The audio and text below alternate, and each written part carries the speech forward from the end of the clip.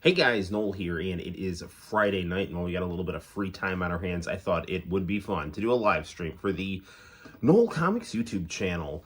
It's been a little bit since we've done a solo live stream, and there's definitely lots of stuff for us to talk about. I do teach a Sunday school class, it's always a struggle of like, how late do I want to stream knowing I have to get up for church? But, I would like to wrap it up before 2 a.m. for sure. Whether that goal will be achieved or not, I don't know. Oh, look, it's Dr. Radstone. Dr. Radstone, how the heck are you, man? Thank you for your generous commentary and friendship, and welcome to the stream where dreams come true. We got some Rumblefish going in the background on the Nintendo Switch. I'm thinking we'll definitely just play some random fighting games that I like tonight. We'll probably play some Rumblefish for sure. Maybe some WCW or Virtual Pro Wrestling. Maybe some Street Fighter the movie, the game. Maybe some Street Fighter 03, maybe some Famicom. I don't know. We'll just kind of see where the evening brings us. Maybe we'll dust off the old international channel tapes and see what happens here. So there's lots going on in the news here. Hey, Nickel, how the heck are you, man? Oh, Noah is Dr. Radstone. Very interesting. Very cool. Is Nickel Nicky? So,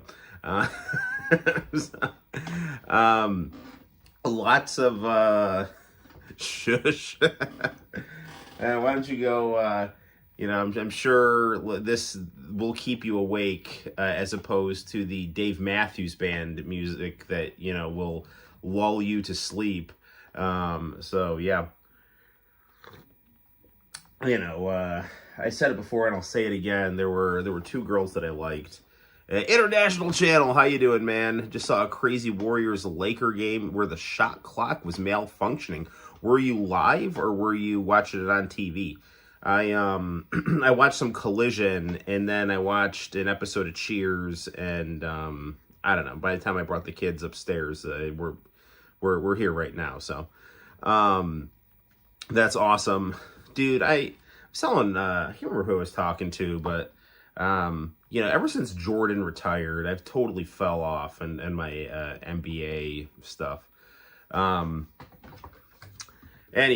let me take a swig out of my comedically large jug of water.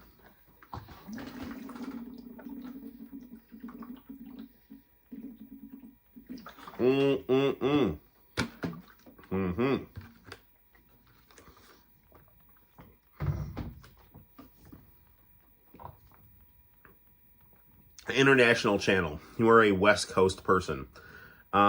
Lakers or Warriors? Which do you prefer? I personally like the Lakers. No, I'm sorry. I personally like the Warriors better because of Steve Kerr. Because I was a big Chicago Bulls fan, and I always thought it was cool that Steve Kerr, who was the perimeter shooter, ended up coaching Steph Curry, like the greatest perimeter shooter. So I always thought that was kind of cool. But yeah, Dr. Radstone, I don't know if I told you this or not, but there were a couple girls that I liked who really liked the Dave Matthews Band, and I thought maybe I could have a better shot at them if I had a better appreciation of the Dave Matthews Band. And I couldn't do it, man. I couldn't do it, dude. Like, it's not good. I mean, it is good for you. But I'm just not my cup of tea or in this case coffee. You were a Warriors man. Yeah, there you go. Yes, I'm sure I have said that.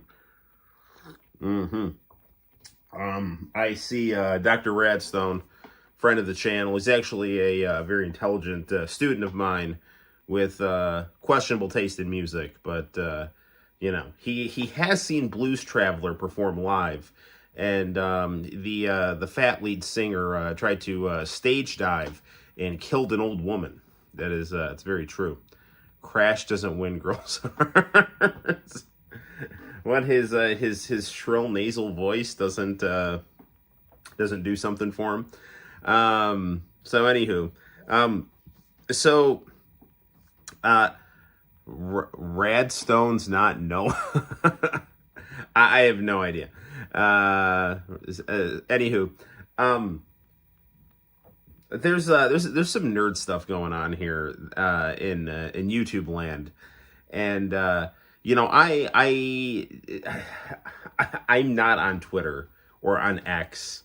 I'm on MySpace, or whatever left of MySpace. In this case, Friend Project and Space Hay, because MySpace. I'm on MySpace, but it doesn't actually work anymore. It's just a dead page where nothing loads. But apparently, but I'm on YouTube, and I do kind of get the periphery of nerd drama and gossip, which sometimes I find interesting, and other times I find like, just shut up because nobody cares and just live your life. But apparently, this caught my attention because, as you can see in the corner, I've got a Goku, a Goku GIF from Hyperdimension. I'm wearing a Boo hat. I'm wearing a Dragon Ball shirt, and if you looking around the game room and knowing me, you know that I am a huge Akira Toriyama fan, and I'm just so indebted to his work in terms of influencing my artistic style and my desire to make Japanese style comic books and comic books in general. Okay, so pretty much after he died, there was a lot of people who were like me, just very upset and sharing their respects. But there was like this one, I guess, account or something called Sweet Baby Inc., and it was like throwing shade at Akira Toriyama for Mr. Popo.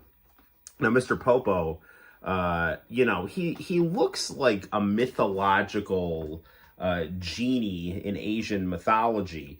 But because Akira Toriyama was also influenced by American-style comic book art from, the 40s and 50s, African Americans were drawn a certain way, and some people consider that racist.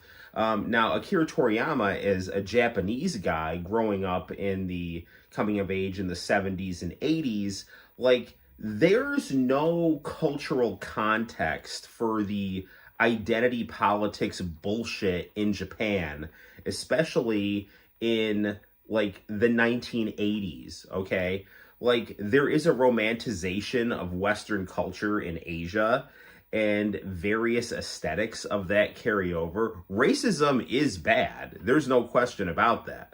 Don't be racist. Being a racist is stupid, and it's immoral, because you wouldn't like it if somebody unfairly judged you and made assumptions about you.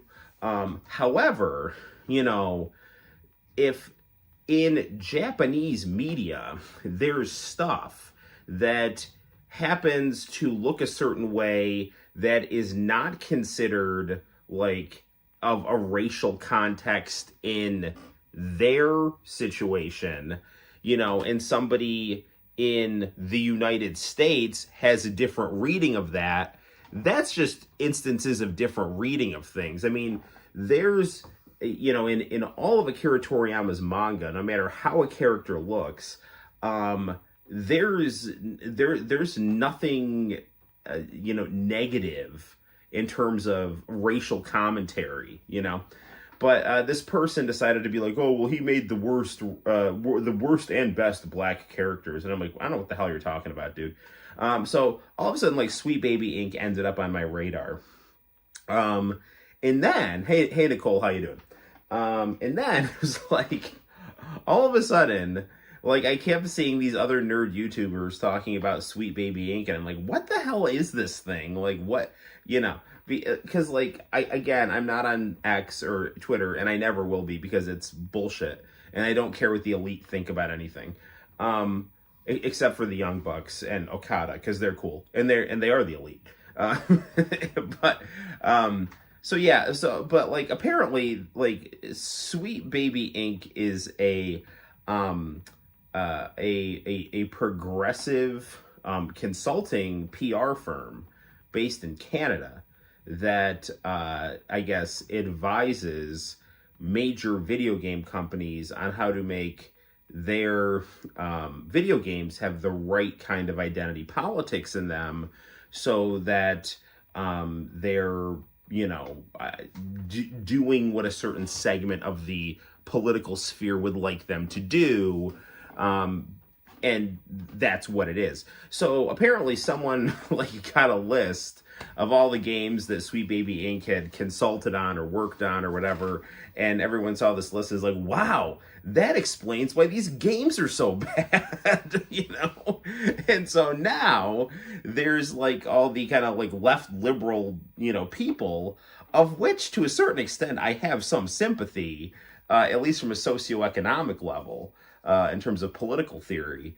But like, they're now just like losing their shit that, you know, they're that something has kind of been exposed, and there's just all this like, you know, back and forth of them just saying, you know, like, you know, gamers are you know, bigots and Nazis and things like that. And this is like the thing that's like real. And there's also like this fear that, you know, video games are going to be a space for white men to vote for Donald Trump. And it's just like, dude, just shut up. Like, you know, like the way that democracy should work is you should be offered multiple candidates and the best one should win.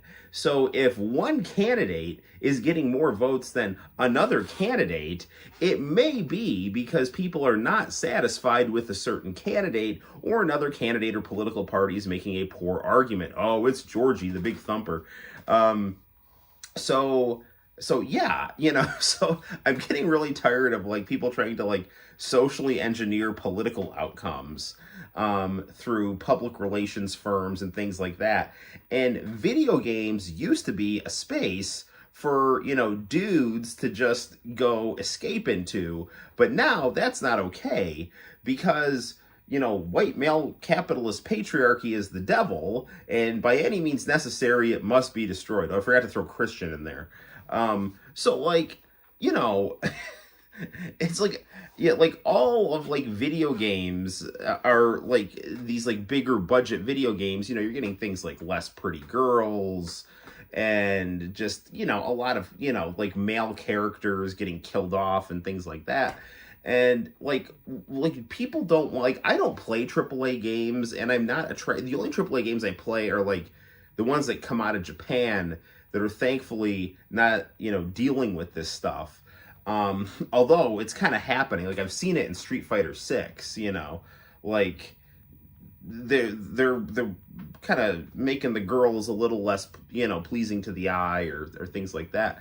But like, you know, I always say this, I don't go to the romance novel section and say, you know what, these like buff shirtless dudes, like, that I feel threatened by this. This is a microaggression right here. You know, we need more fat dudes on female literature, you know, because only then will people feel represented. And like, you know, like, that's absurd. Of course it's absurd, you know. So like, what I'm trying to say is that I don't have a problem with there being a diversity of content in video games. And in fact, if you want to see a good example of representation and diversity in content, look at Japanese manga, because you can find, you know, gender bending characters, people all across the spectrum of preferences, and it's not really politicized.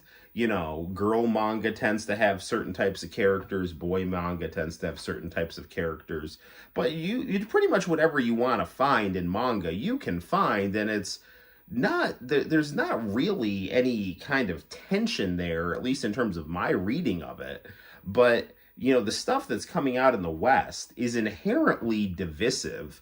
And if you're looking to impact positive social change, you don't like aim for a group that in the name of equity you think you must destroy. What you need to do is start on things that people all appreciate and have in common, build on that, focus on that. And then through that, you will forge more alliances and empathy and appreciation for different people. And then from that, you know, you can start maybe talking about things that you agree or disagree on. And frankly, you probably won't agree on them, but those disagreements will kind of be compartmentalized or marginalized, or you can peacefully coexist with each other, and we can just have a better functioning existence. But what's happening is you have a group of, you know, professional agitators who have no actual belief system other than, you know, tearing things down, you know, and trying to, you know, pursue some kind of an ill-defined vision of the future based on what they learned in college. And now they're going to work on ad firms, and, you know, government people are, you know, in varying degrees getting involved in this to try to massage political outcomes to their advantage. And what's suffering is the quality of video games. And then people who talk about this, you know, end up getting caught in the crosshairs of all this bullshit. So, you know, I don't know. I think playing video games was a lot more enjoyable in the 80s, 90s, and 2000s. You know, and you got a lot better, higher quality video game as well. You know, I'm not saying that there's not good video games out now. I'm just saying that you pay more for less, and there is definitely stuff in the games that are designed to not cater to the majority audience, you know. And again, I don't have a problem with the diversity of themes in video games. What I do have a problem with is pre-existing brands used to Trojan horse, you know, political goals, you know, into things, because then all you're doing is ruining franchises. So, yes. What's on my head? This is Majin Buu right here. This is the Fat Buu right here, which is like my favorite thing about the hat. Then we have the other Boos underneath. We have the evil section of Majin Buu. Then when Fat Buu and like the evil Buu fight each other and the evil Buu wins, this is the result. And then once all the people that this Buu expel, this is just the raw power inside of Buu, who, you know, is you know, quite he's I guess he's stronger than this Buu, but it's kind of not clearly defined. Dr. Radstone, how are you doing? You seem to have a question. Sorry if I offended anyone with my rant, but you know, thoughts on the jam band scene. I have no problem with jam bands, you know. I mean, you know, what I like, a jam band is just like a bunch of people that get together and jam, right? And like, you know, like a bar or something. You're talking like Fish or something, you know, like just kind of like acoustic-y social bands where people come together and then like substance, like drugs, I'm not a big fan of like drugs in general, or like using drugs in music. I mean, my perspective on drugs in music is kind of like steroids in sports, psychedelics. Yeah, no, I mean, I had this discussion with kind of a hippie girl who was a friend of mine. It still is, I guess. But I said this, it's like, you know, like using drugs to, I mean, I got nothing against Fish and Grateful Dead, but they're just not really my style, you know. I like 80s synth pop and J-pop and stuff like that. And 90s rap music and 2000s rap music. And just some, you know, some stuff from the 90s, like, you know, like Song 2 by Blur. That's a good one. Crazy Town, you know. Be My Butterfly, Sugar, Baby. You know. Anyway, but what I'm trying to say is that, you know, like people get mad at like Sammy Sosa for taking steroids to go hit more home runs. But nobody seems to get mad when some musician needs drugs to make music that sounds good. And then people say like, well, oh, drugs or you know, music isn't competitive. Sports is competitive. Bullshit. Music is super competitive. I mean, there's definitely a limited amount of spots on record labels that they're willing to give people, you know? So I don't know. Do you think that Fortnite has gained more popularity, or is it just dying? I've definitely lost interest in Fortnite personally. I mean, I never really had a lot of interest in it, and then I kind of got into it a couple of years ago and enjoyed it for what it was until I realized that I was spending like a lot of money, and then I realized that I'm just going to get the skins that I'm really satisfied with and then just stop.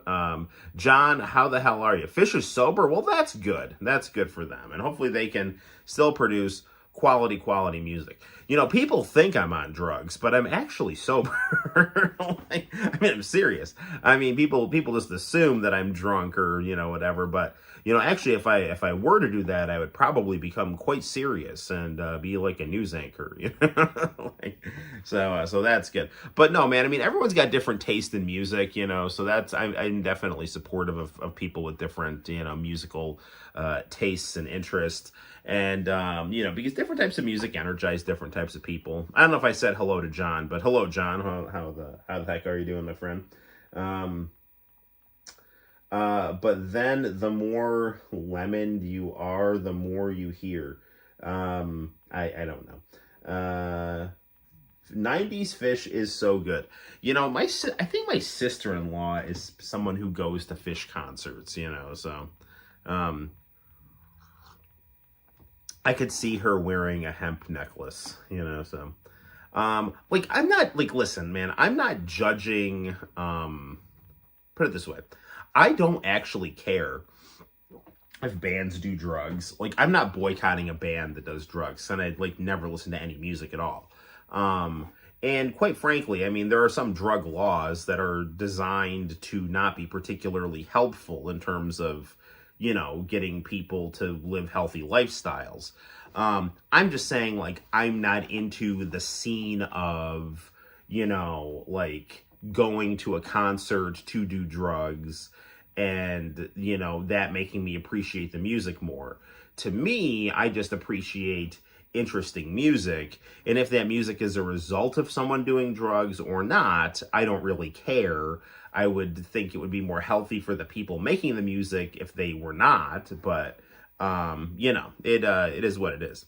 You should go see a Fish show. Well, I'm not saying never, you know. You know, I'm still kicking myself for not going to that Bees concert, you know. Nickel is telling Noah to shut up. I don't know. You know, no. Everyone is welcome to talk on the Noel ComiX live stream. Goat, turquoise, and white horns. Okay, good deal. That's the big thumper right there. And there it is in the chat right there. Nice. Oh no, you know what? It's funny because, like, when I look at the chat on my phone, it says goat, turquoise, and white horns. But then when I look at it on my computer screen, it says, you know, the other thing. Thoughts on people voting to ban TikTok? I think it's stupid. Because, you know, all these arguments that are like, TikTok is the Chinese trying to brainwash us. That is such bullshit. Like, first of all, like, the United States culture has done so much more to get the people to reason in sound bites and hedonism than anything. Okay, that's not a Chinese conspiracy. That's capitalist consumer culture, of which our country has had its foot on the gas pedal on really heavily since the 1980s. So the idea that TikTok is some kind of Chinese conspiracy to make American people stupid, no. American people are choosing certain types of things to consume because, I mean, there's things just about human nature and also the culture that we live in, you know, so yeah. In terms of TikTok as a social media platform, I mean, I use TikTok mainly because I get a lot more views on stuff than on YouTube.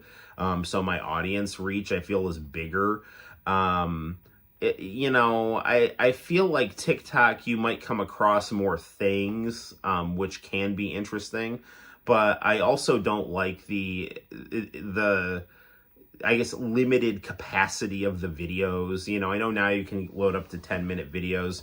But when you know, are only watching like minute videos of things, like they can be really funny and entertaining. But you're also, I think, maybe, you know, missing out on certain aspects of content.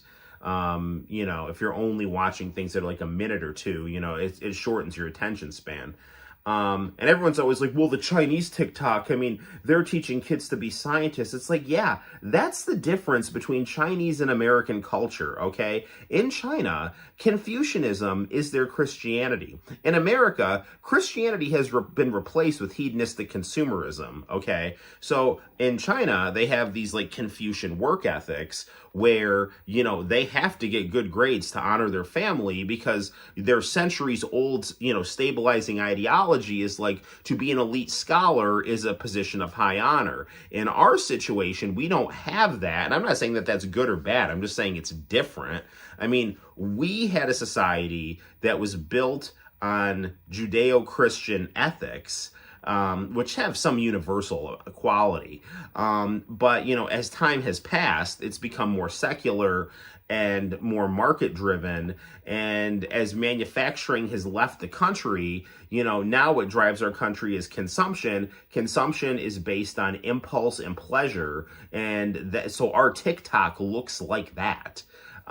So yeah, I mean, if no one is forcing anyone to watch anything. The one thing I don't like about TikTok also is I feel it's very like invasive, you know. No, I'm not stereotyping. I mean, I've studied a lot of, I was really good friends with a Chinese history professor at SUNY Cortland, and I took a lot of his classes. I learned it from watching you, Dad. I learned it from watching you. I love that drugs commercial. Like, especially because the dad looked like Mr. Satan from Dragon Ball. Seriously, he had an afro and a handlebar mustache. No, I mean, I have books on my bookshelf I can show you about Confucianism and, you know, the kind of the Eastern mentality toward education.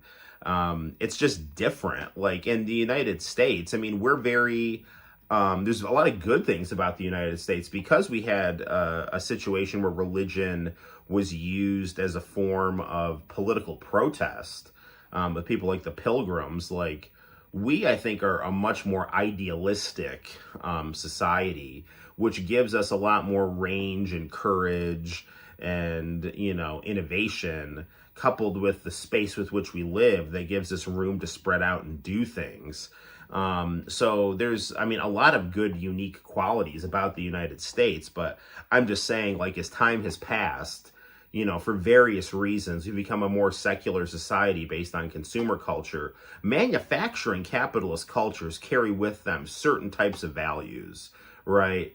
Discipline, you know, organization, harmony, you know, things like that. But once you lose that manufacturing mentality, and then you're based on a pleasure principle of consumerism, that leads to hedonism. Hedonism leads to self-centeredness, and self-centeredness leads to atomization and pleasure-seeking behavior, and that's what the United States is soaked with right now.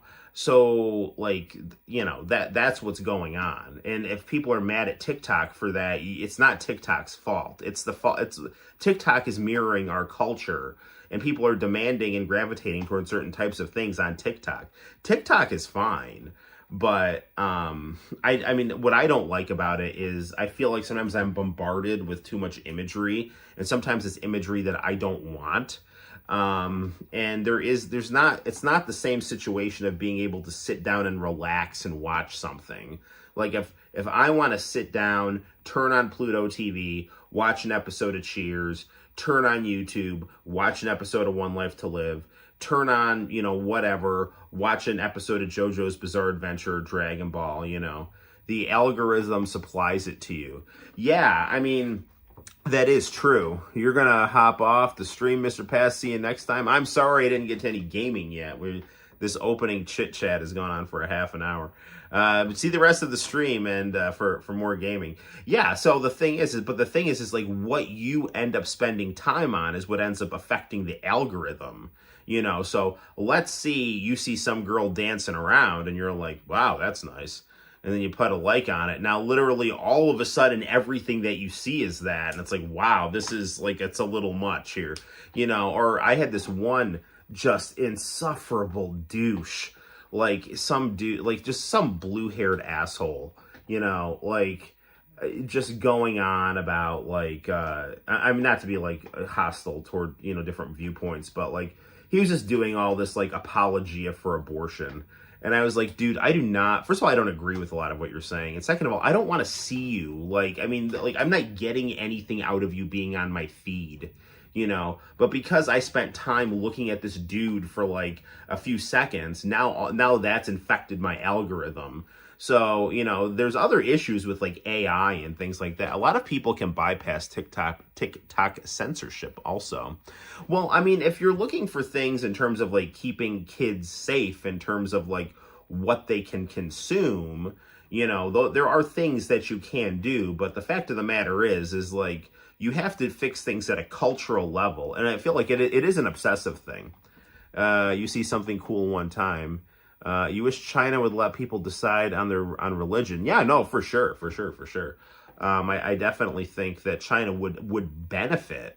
And I think the government actually there kind of understands that like there's a lot of merit to things like the Christian religions that they're suppressing. So I think in China's situation, they don't know how to balance a stable society with religious freedom.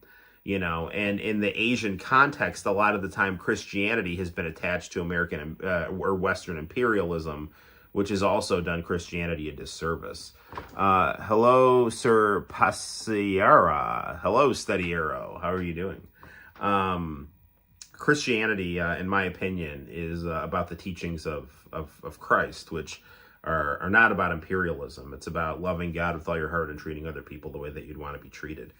But like, listen, I mean, you can try to regulate and censor TikTok so that kids are not exposed to that bad of imagery, but like, it's the internet. I mean, if a kid wants, I got students of mine on here, so I'm not going to like list websites, but like, you all know, what rhymes with, corn pub. You could easily go on. I mean, that's like a million times worse than TikTok. I mean, like, if you really wanted to, like, you could find anything you want on the internet to look at. So what we really have to do is like fix our society at a deeper level so people are less, gravitating toward those kinds of things and getting, mentally attached to them or whatever, So, I mean, if you're worried about what people are consuming on TikTok and age and things like that, yeah, fine, pass laws and, fix the website or whatever. But the idea of creating a Chinese boogeyman around a website is just a way to control people. So, and I think there's a lot of anxiety in the United States too, because we see, I think there's the kind of the powers that be who understand history and understand political gravitation see that we've made a lot of mistakes.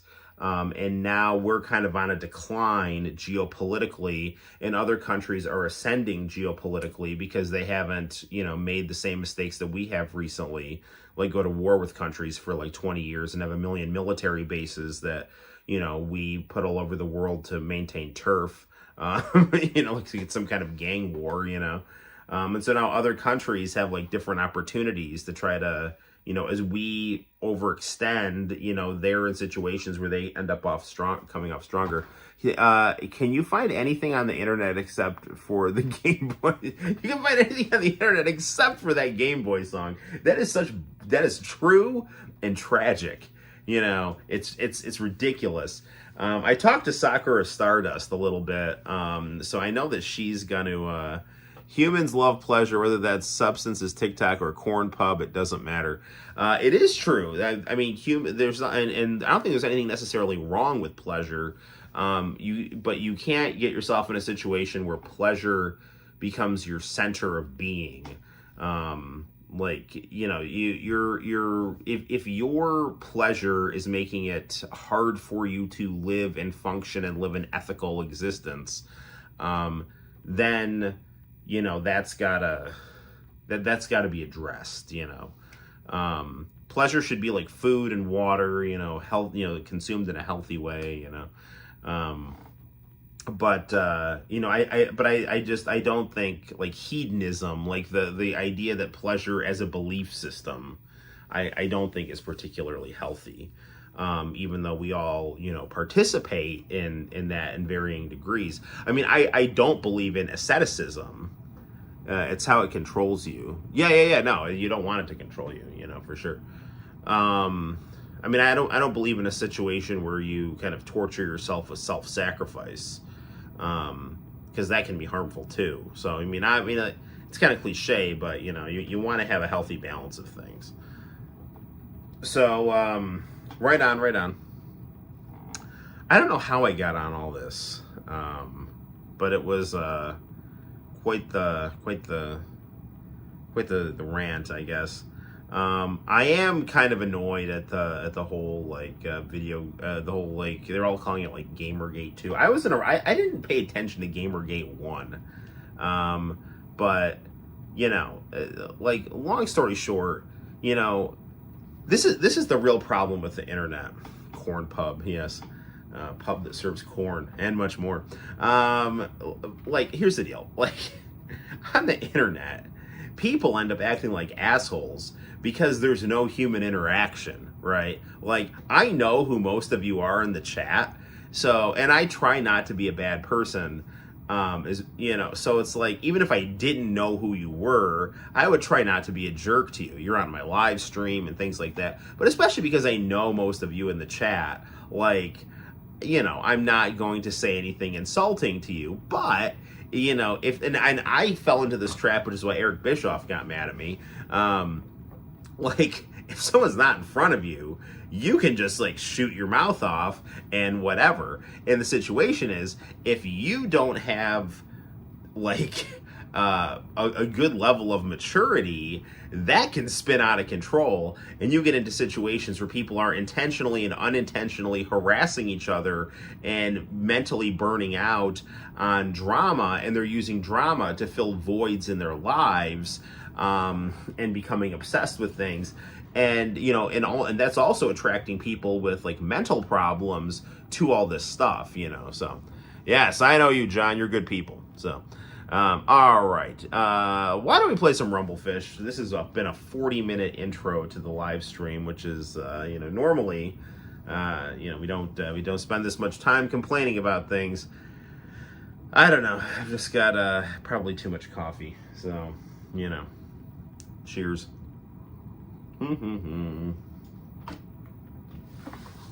Okay, let's get down to business.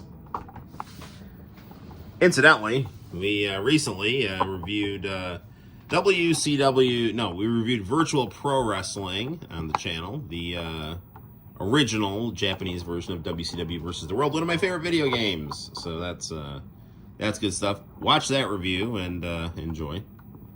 Okay. Let's where'd my volume go?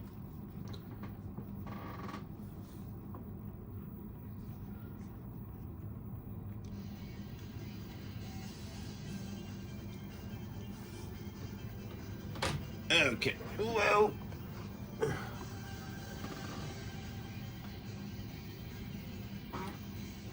I can't remember whose channel I saw, but they were talking about this game, and it made me really interested.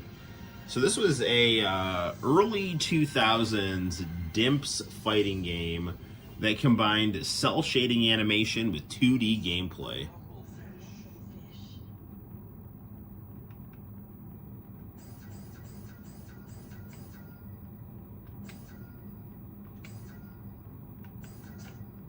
Yeah, let's put this on beginner, because I think this game is actually kind of hard. So,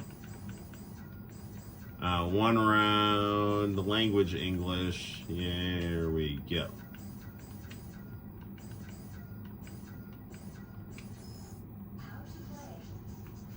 Check out this these cool 2000s aesthetics right here.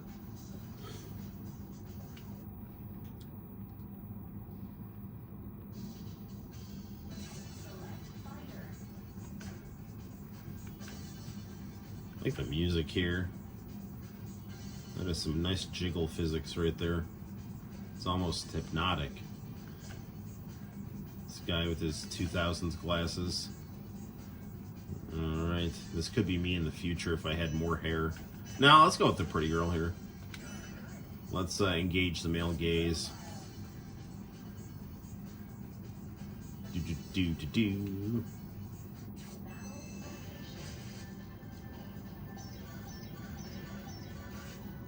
I saw that you were live and said, oh yay, Noel's live. I love your live streams. Why, thank you, John.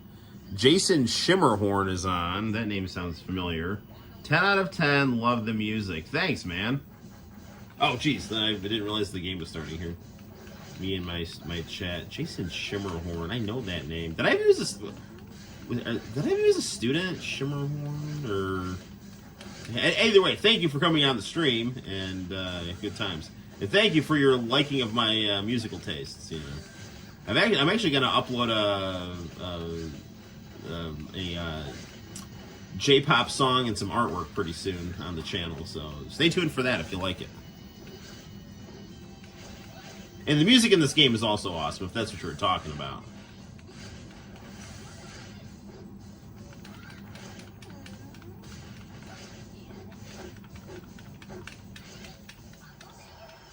There we go. Oh, man, I missed that.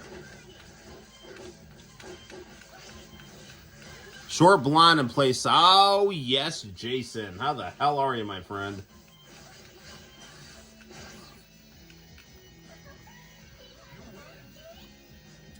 All right, Nintendo 70's on.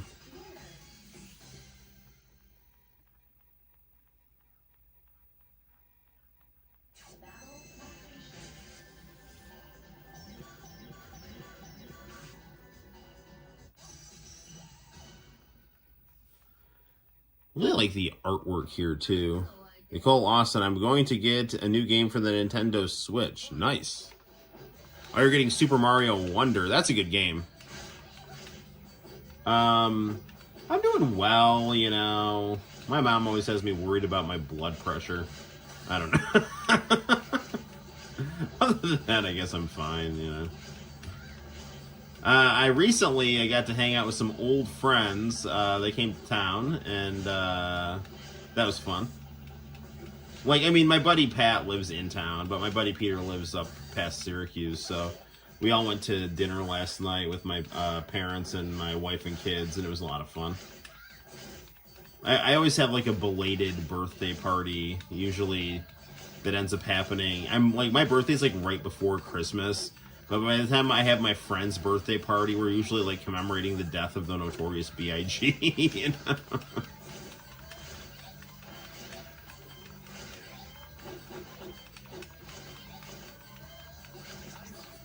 I should probably turn the timer up a little bit on here, but whatever. Super Mario Wonder gives me vibes from Super Mario World. Yes. Been playing Contra and Operation Galuga. Interesting.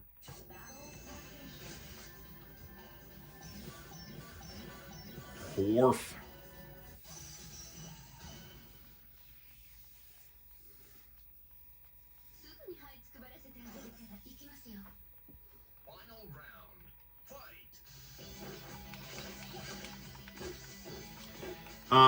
This was a really cool idea, though, to, you know, maintain 2D game mechanics with this, you know, cell shading, which was very popular in the early 2000s. I think a lot of the, you know, I mean, I liked the anime games from the early, like the PS2 era, but if more of them had this style, I think they would have been more enjoyable to play.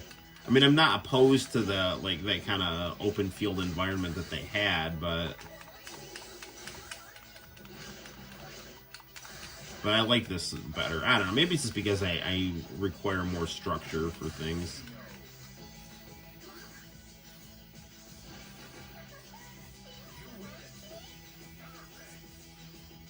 Well, that was a perfect. Nice.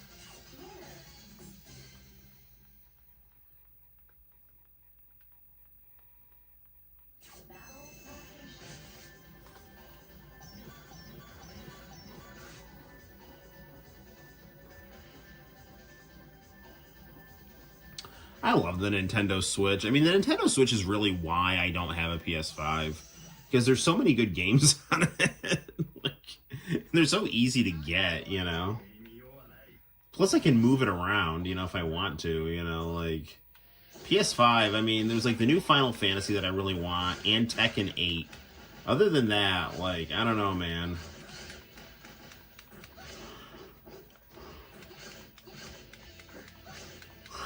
And it's not like I'm really that into graphics either. I mean, I do like good graphics, don't get me wrong, but, like... Not only have graphics kind of plateaued, but, like... See, to me, like, I think this game looks as good as anything, you know? Probably the newest game that I play the most is AEW Fight Forever with Santino. Oh, by the way, Mercedes Moné came in. Sasha Banks debuted in AEW. It was a good episode, you know. Okada and Will Ospreay have been phenomenal.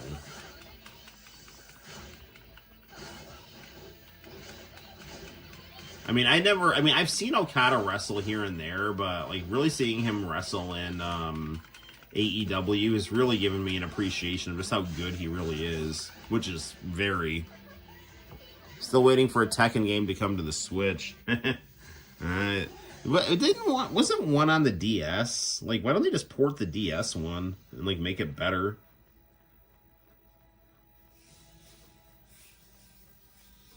Oh, look, it's Shang Tsung from Mortal Kombat 1.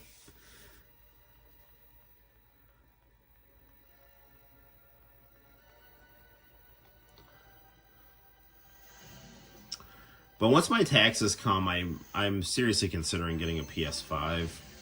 But they're so expensive too. They're like $500, dude. Like, I mean, I don't even know if I'm going to even get $500 from taxes after I, you know, give money to my family and whatnot.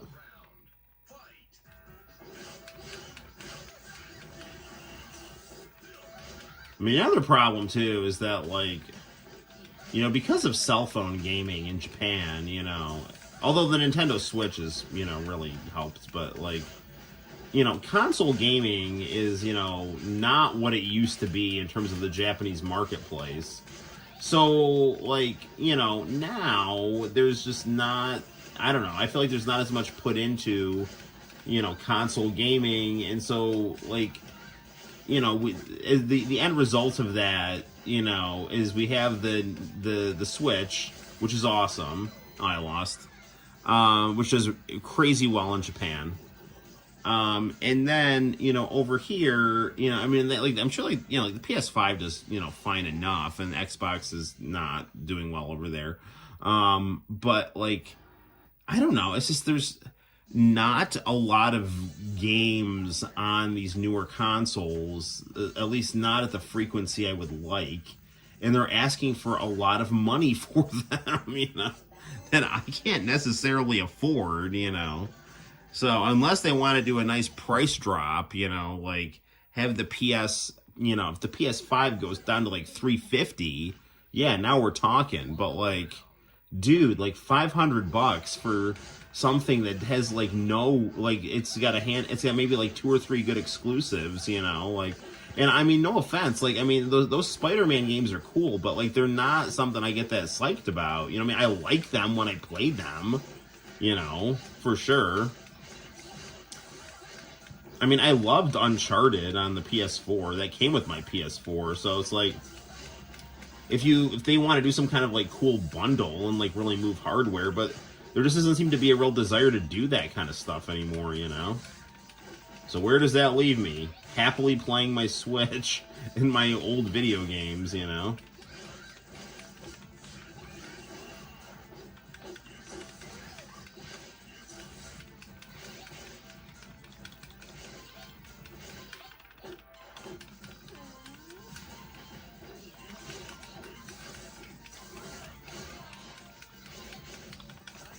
Did I get him? I think he got me. Ah, barely.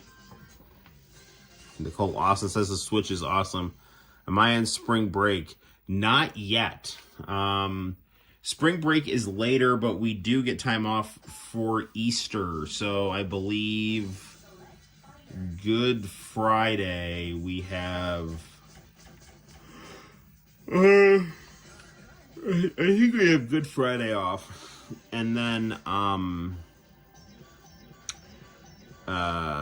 we have till I think I think we get the Monday after Easter off, which is good, which is great. And then after that, we're kind of in it for a while, and then so I think sometime in April we have our spring break.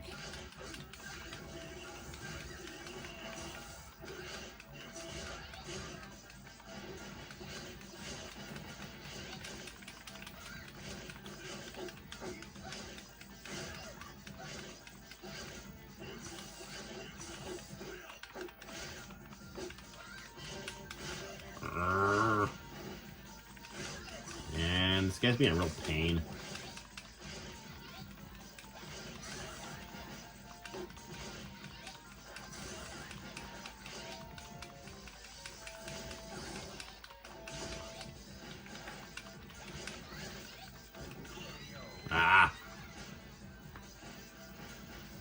Have you tried the game Moving Out on the Switch? I have not, but I was at GameStop today and I saw that the people who made Doki Doki Literature Club made another game that's on, and they're doing a Switch release of it, and it's like set in the late 90s, and it kind of looks like a late 90s game. It's something about moving, or I can't remember what it was, but it had cool looking anime graphics.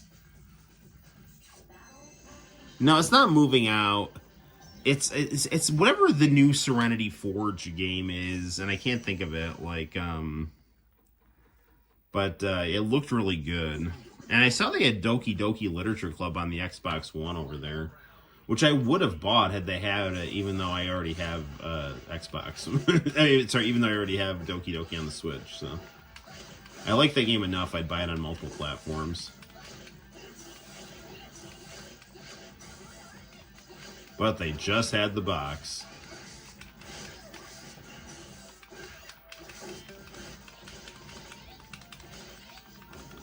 Come on, dude.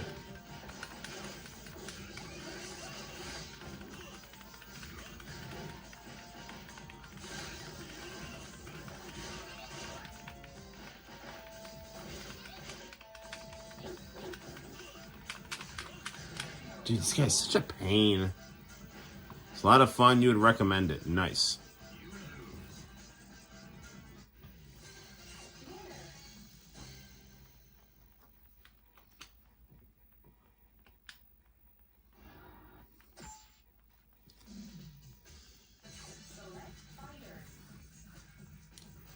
All right, let's try this again here.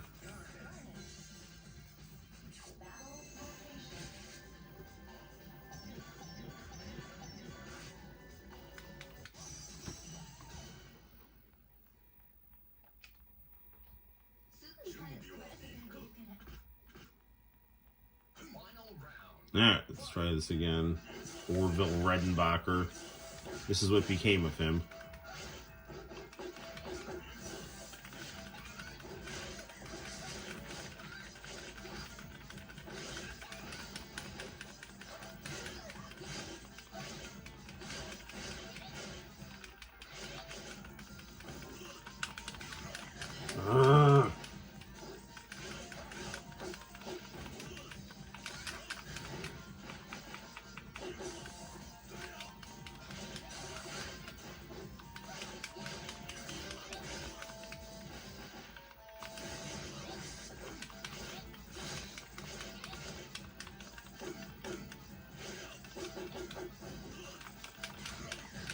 Man, this guy and those stupid throws.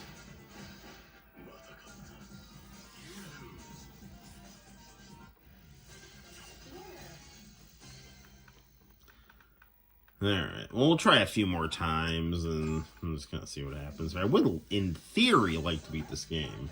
In theory. Communism works. In theory.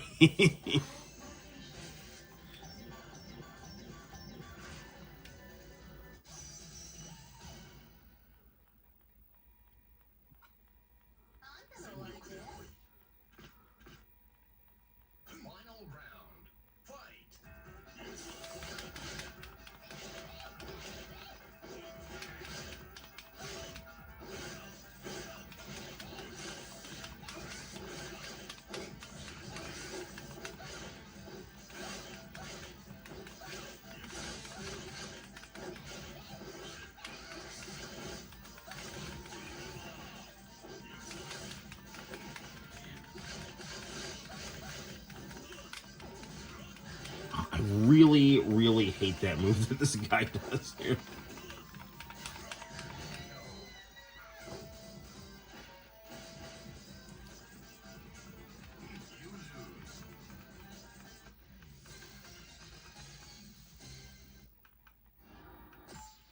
I will say one thing about this guy. He has wonderful razor control. I mean, look at how well that beard is trimmed. When you're bald, you notice those things.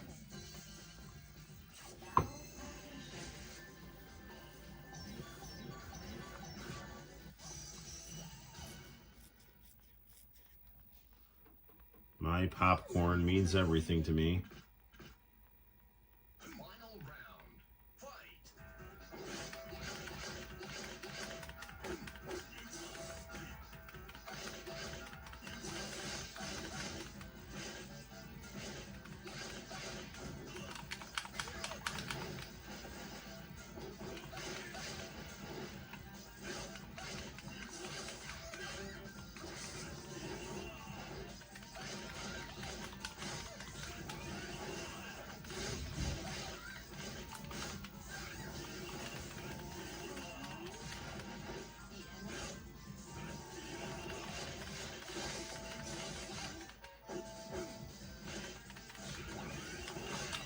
Darn it!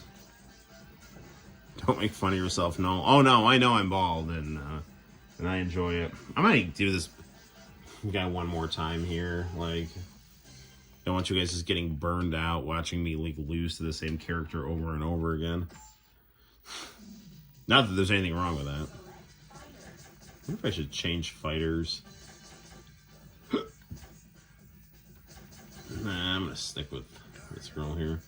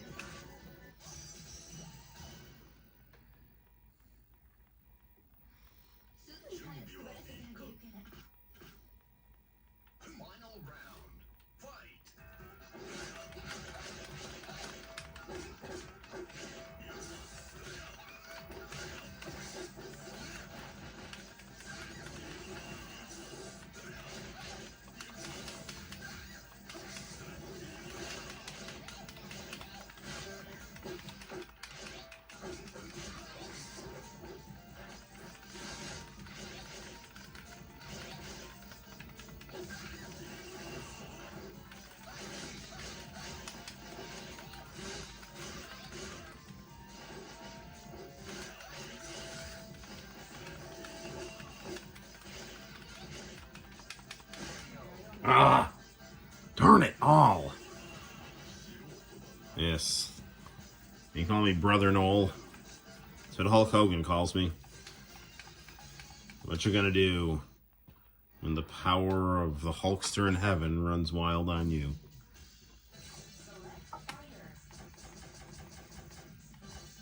I'll try a different character here.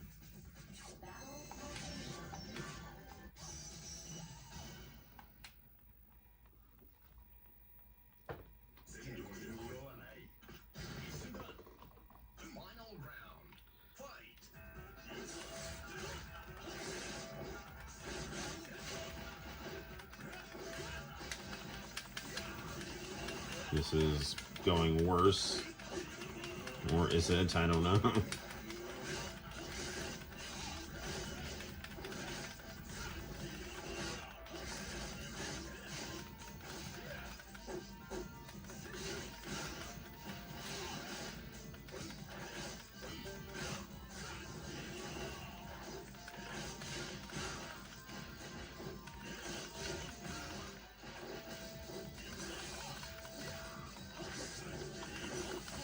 Darn it!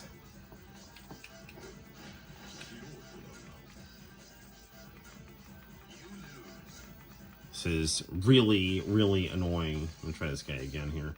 I know I keep saying I'm gonna like do something else, but I kind of want to see if I can beat this dude here. All right, one or two more times on this here.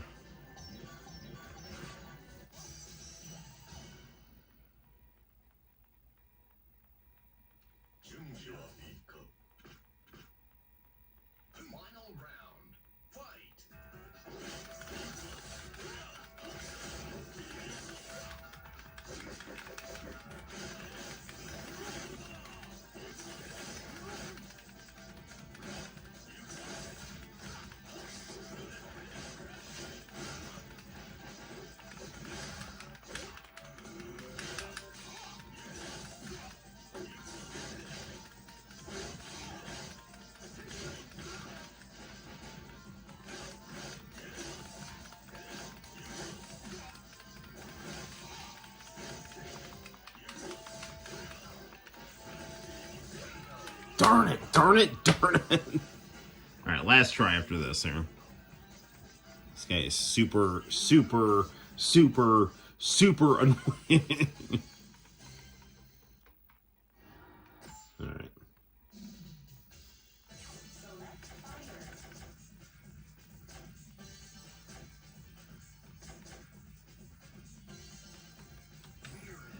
This guy kind of looks like the bad guy from the last episode of Columbo. So, we're going to go with him.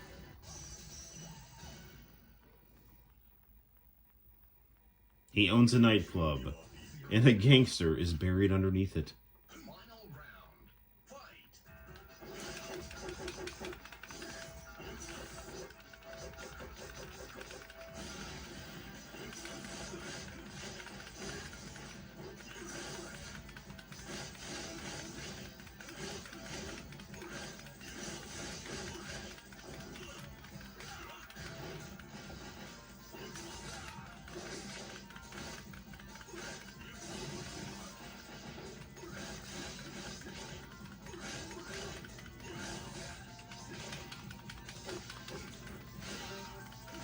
Got him! Alright.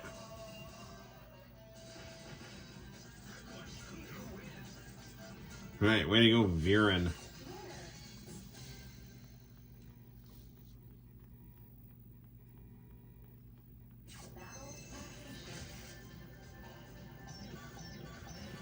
Oh, right, I had to fight myself.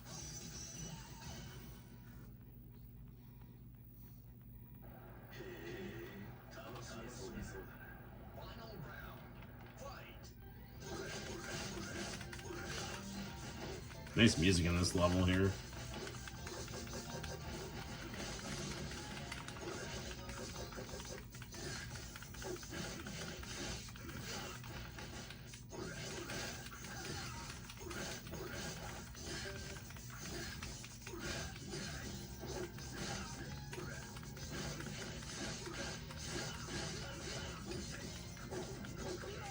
Ah, not so good that time.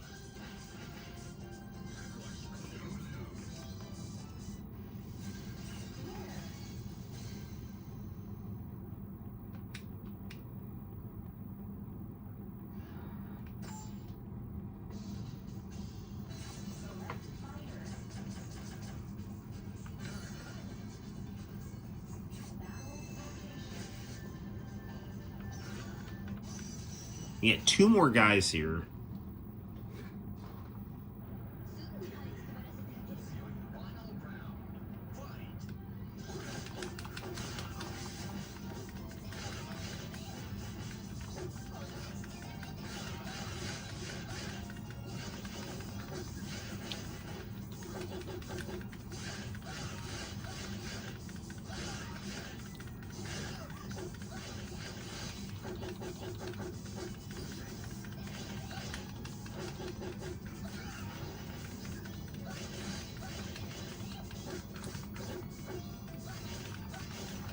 Got him. There we go.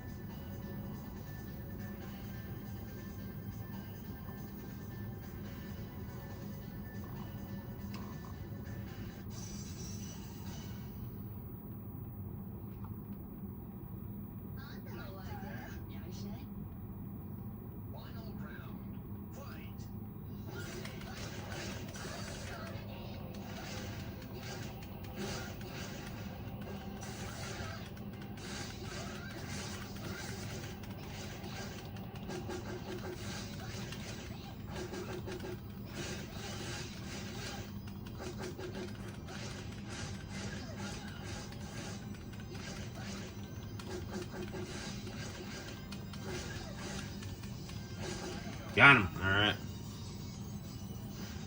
Never give up, Noel. Thank you, John. That means a lot.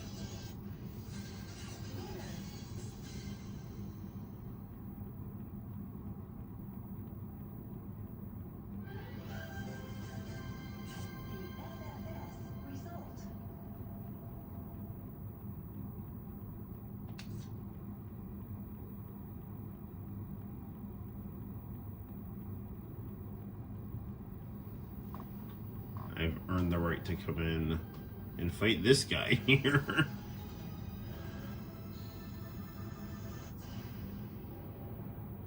Greed. Dragon Ball AF Goku here.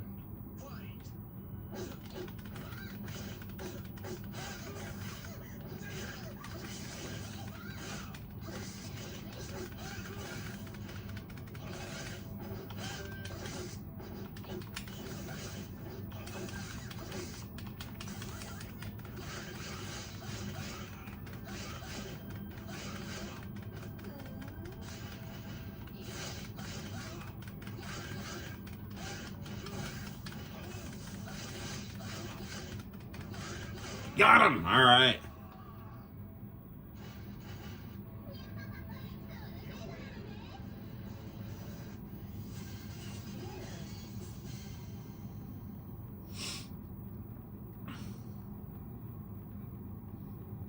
Ooh, ending.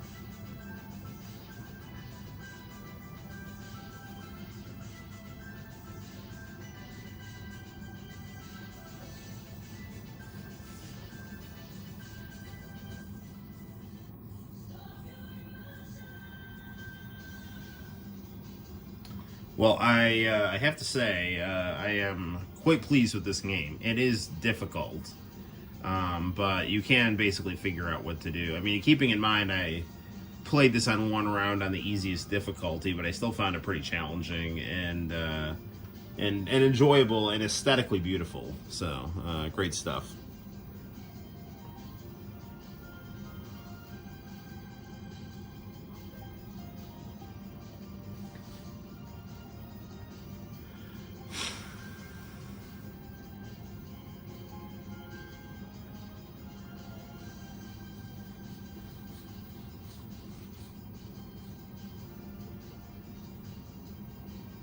Now that I've beaten this, I should do a review of it here at some point. Yeah.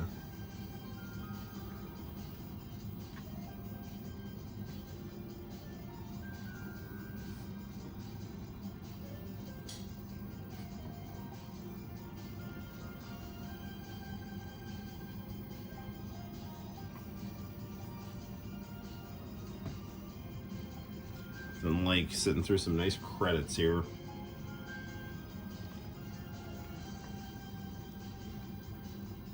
So there you have it, guys. Rumble Fish on the Switch.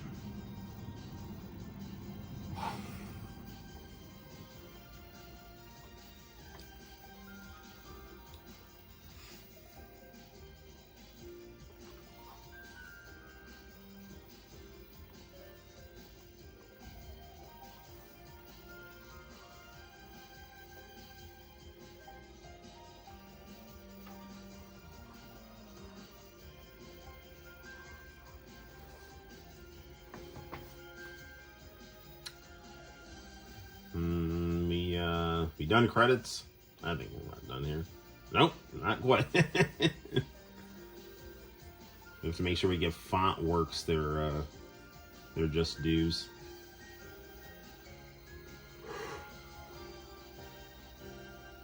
Good old Dimps.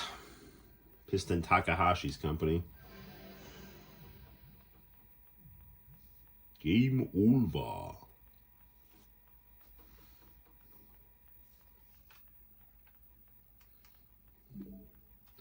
Good times. Okay. Let's play some Super Console X.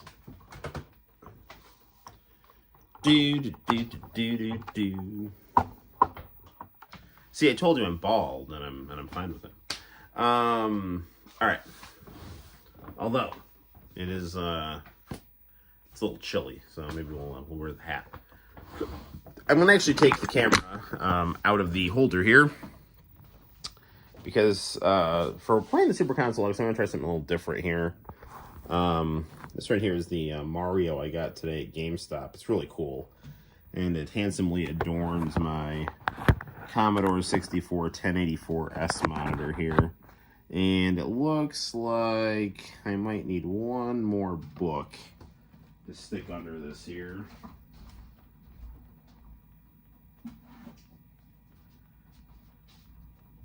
We should try the like the illustrated back cover, but poorly told story of Batman '89 here.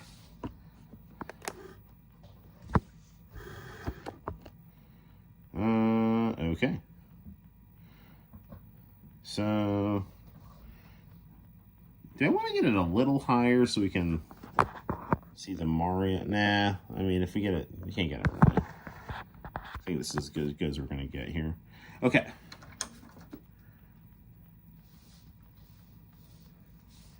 And we'll turn this on. Ooh. Actually, you know what?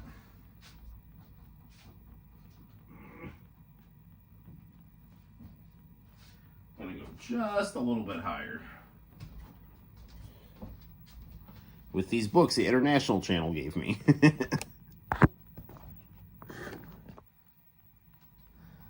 There we go. All right, I think that's good.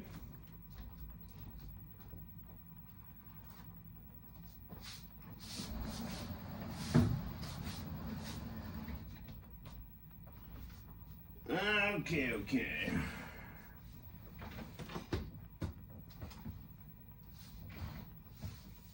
Hey guys. John Cipher is going to send me a picture. Okay.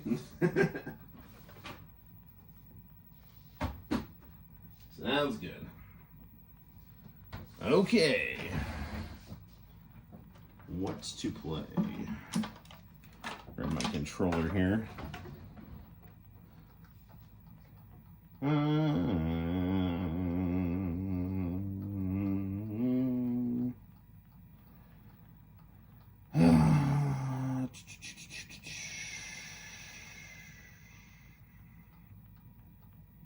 Let's go with some PlayStation.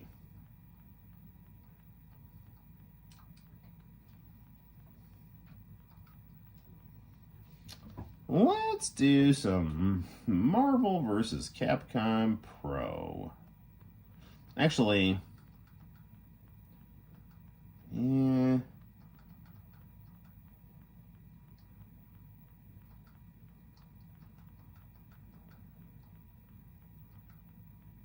We could do some Yakukan Special. I'm just kidding. We could. I'll try some Virtual Pro here.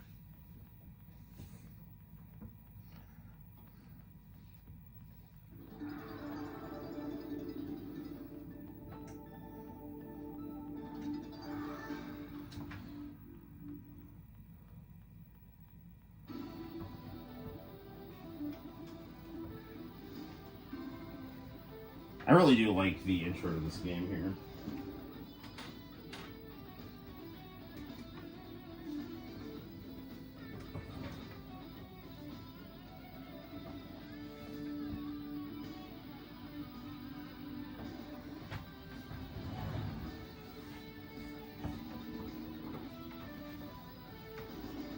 I mean, the opening to WCW versus the World is better, but this is still good.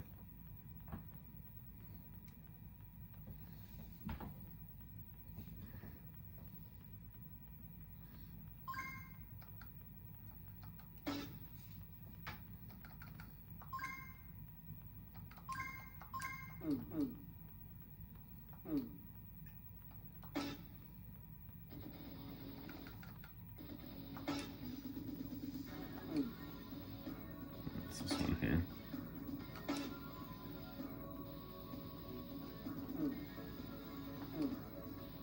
Is it this one here? Yeah. This is Hulk Hogan. He's had a bad day. Let's have him fight Great Muta. No, yeah. Hulk Hogan, no.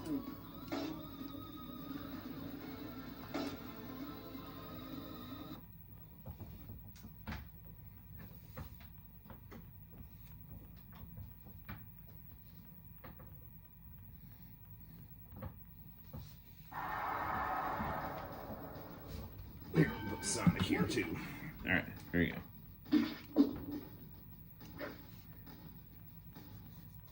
Hang on here. Trying to make sure Sonic's...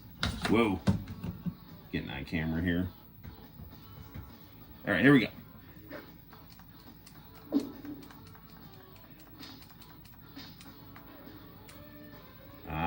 Brown-haired Hollywood Hogan. You're not getting sued, are you? X-Booma!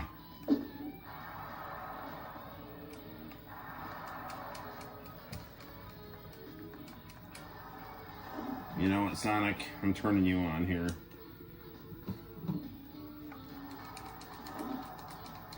Spent so much time messing with my Sonic thing here. Hulk Hogan is losing to Great Muta. Will not be tolerated. Leg drop. X-Booma!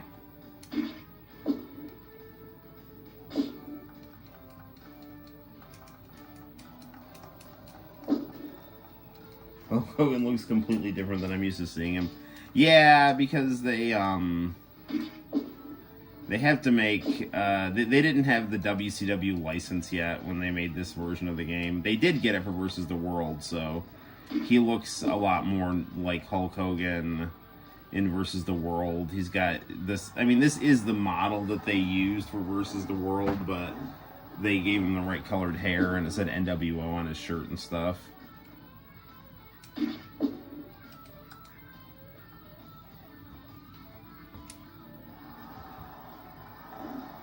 Yeah, Sonic's the best.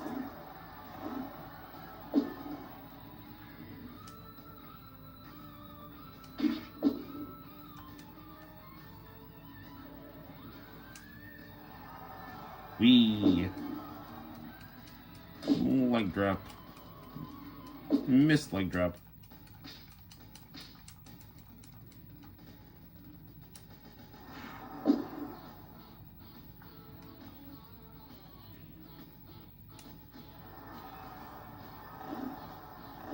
See if I can make him give up here.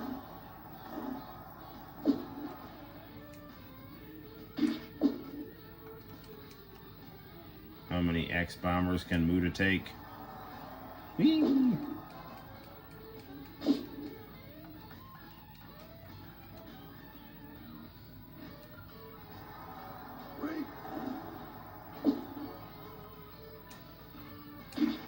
He's done. That was the power of the X-Bomber right there. KO.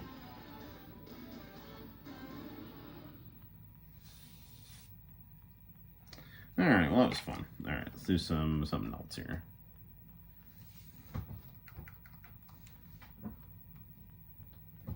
This was a good present that my wife got me. A lot of bang for your buck. And it looks good on this TV too. Turn the brightness down a little bit though.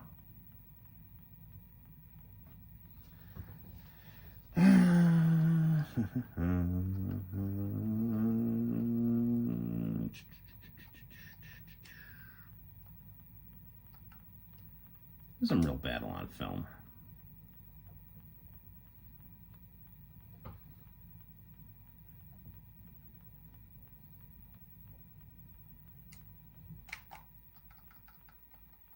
Load state.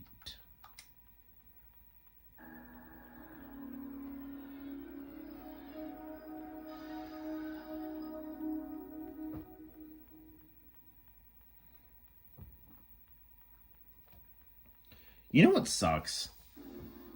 Is that I always get in trouble for showing the Chage and Asuka video for this game. And it's like the best ending in any fighting game ever.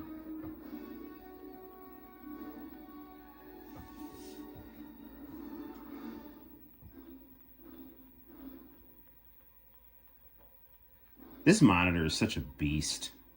Look how good games look on this monitor. This monitor's from 1987.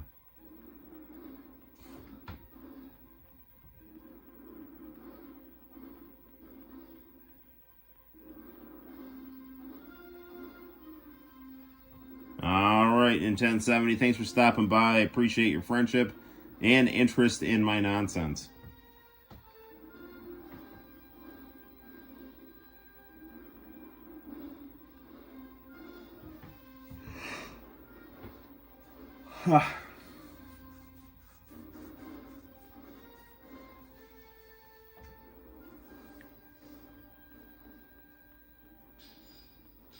Street Fighter.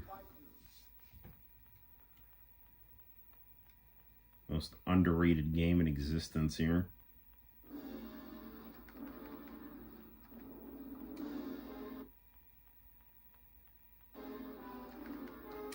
I'm sorry, I have to watch this video.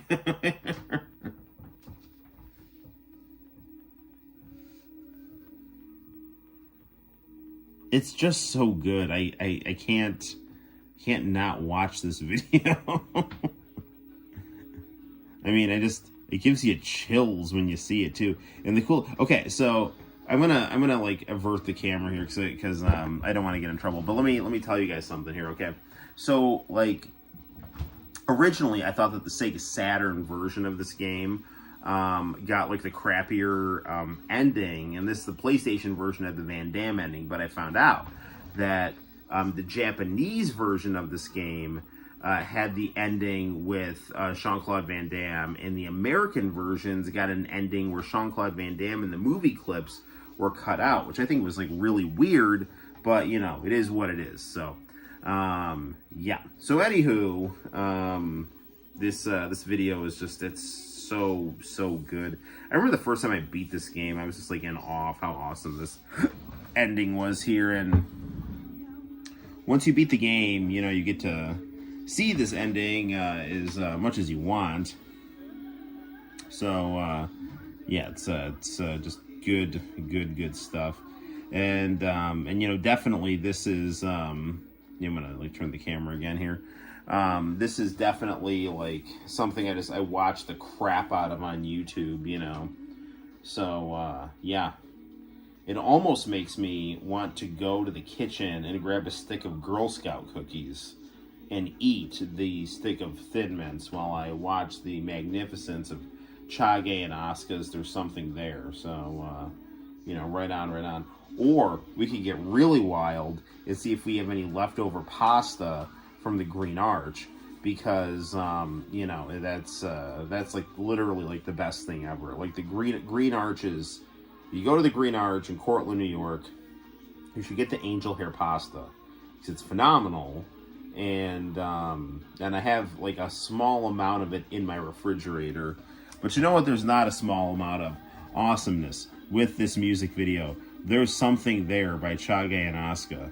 Literally the greatest ending in the history of fighting games, as we see Chun-Li and the rest of the Street Fighter gang at a mid-90s rave while Chage and Asuka jam on stage. So that's something that we really don't see enough in Street Fighter, is the social life of the Street Fighters. You know, I mean, there was a lot wrong with the Jean-Claude Van Damme movie in the sense that some of the alternate dimension lore didn't necessarily connect with the characters the way that, you know, you would think that it would connect. But I mean, it was ultimately a very charming and entertaining movie. But, you know, one thing that it did get right in its video game is you got to see all the Street Fighters hanging out with each other and listening to this quality tune, There's Something There, by Chage and Asuka. Oh, why? Tell me why? I don't ever want to say goodbye. I look into another sky. Somebody tell me why. Somebody tell me why. I feel that. No. Yeah, there's where he's talking about. I feel there may be something there. I feel there may be someone there. See, if I like use my terrible singing voice to sing over this song, then there's no possible way that we're getting sued or punished by YouTube, you know. So, right on. Oh, look, it's Vega. Known in some circles as Balrog. Chun-Li, she's looking good in this video.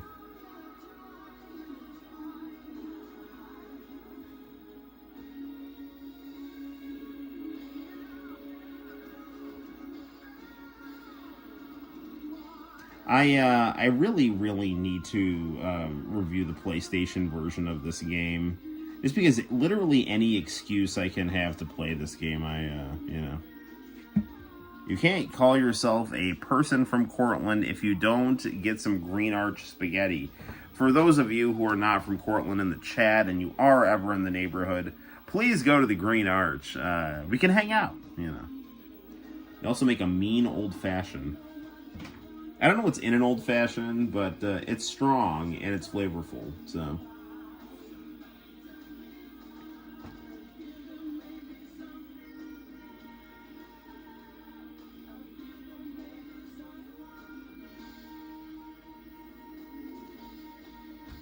Something there. Something there.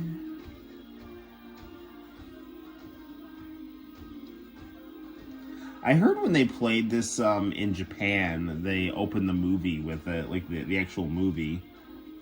When I was watching this video on YouTube, somebody said that they really got psyched when they went to go see this in the theaters, and this was the opening thing to the movie. Then they actually saw the movie and were disappointed. But still, nevertheless, you can't be disappointed in this goosebump-inducing video right here as we see Guile walking off into the dark alley. Alright, time for Kylie Minogue to beat people up in a bathing suit.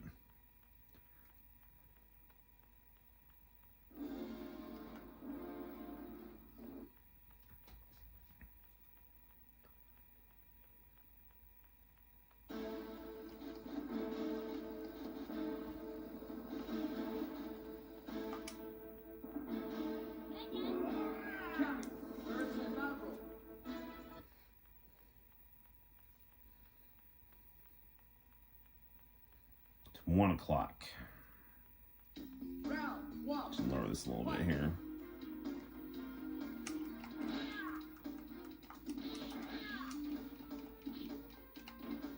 You know what's really weird about this game is that, like, there's... the back shoulder buttons don't do anything.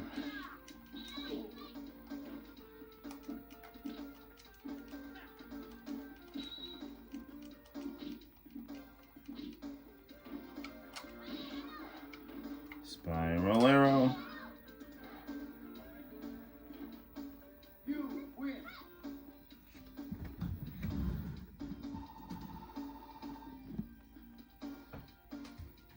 Round 2. Fight. Alright, here we go.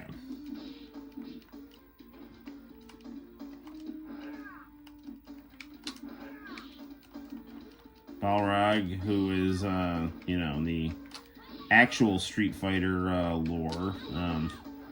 Mike Tyson, who becomes M. Bison's muscle. In this game is Connie Chung's cameraman. So Chun-Li is Connie Chung, and Balrog is her good-natured boxer cameraman. Good night.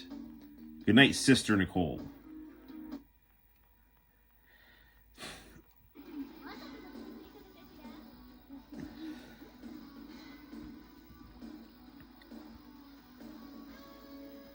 No.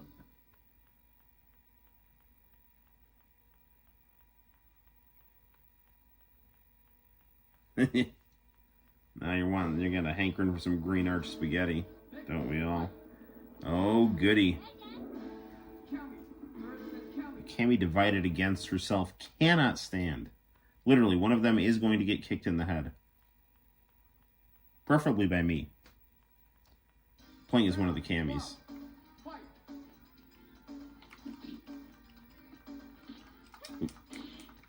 No, it's not me. I keep, like, messing up and hitting the back shoulder button.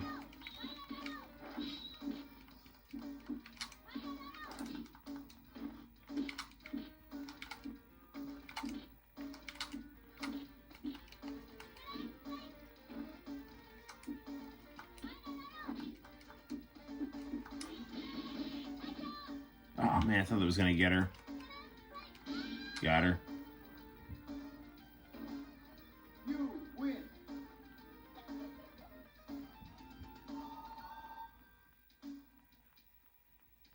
Round 2. Fight. It truly is a real battle on film.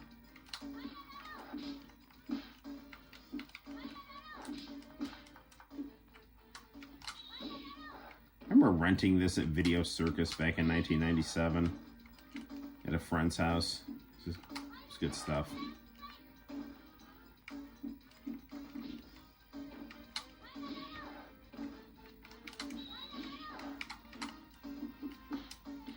No! He's going for the super move, but that'll do. Win.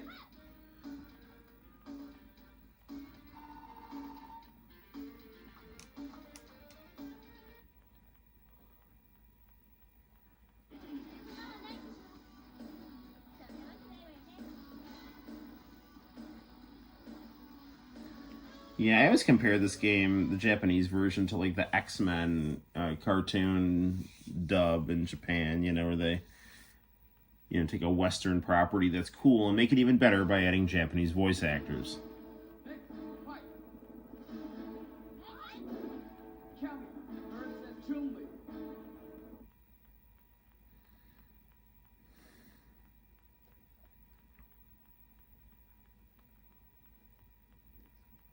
Round 1. Fight. Yeah, the Green Arch is only opened Thursday, Friday, and Saturday.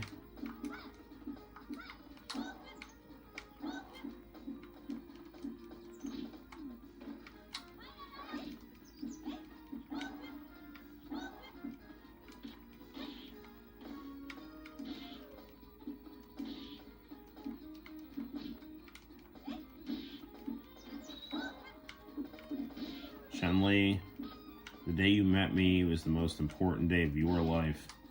And to me, it was Saturday night on the Noel ComiX YouTube channel.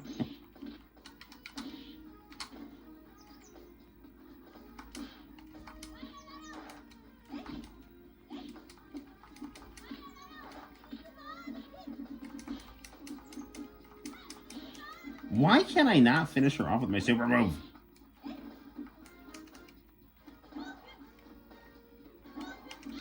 Got her.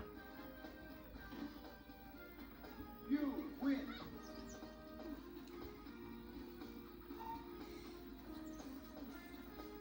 Round 2. Fight. This giant freak rat in the background.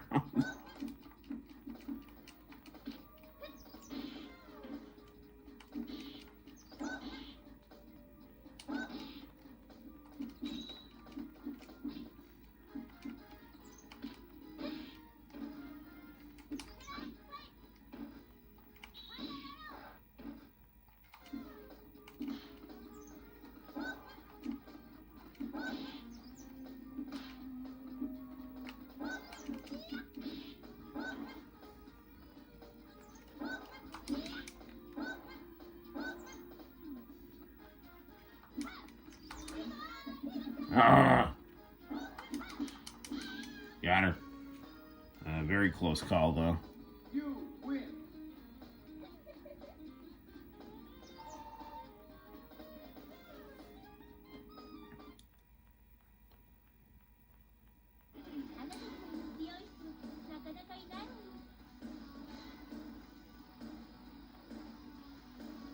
Cammy's voice actress is very sweet.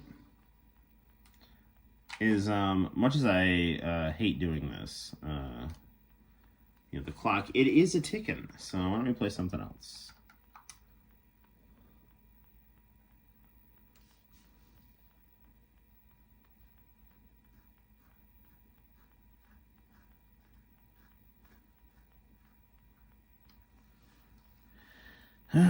Street Fighter EX plus Alpha.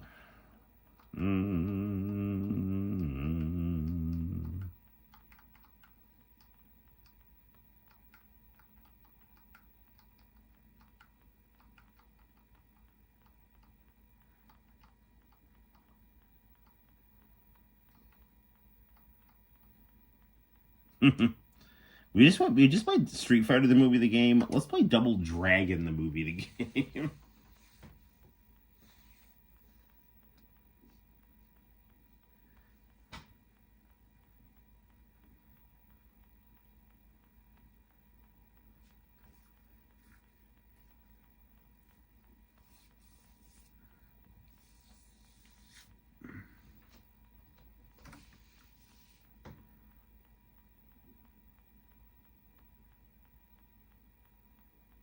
Now I think if we let this go to attract mode, it's got some full motion video.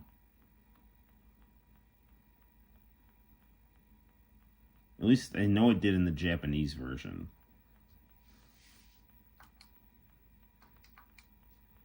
Well, while I'm waiting for this attract mode to come on, I'm going in the kitchen and grabbing pasta. Hold on. Oh no, here it comes.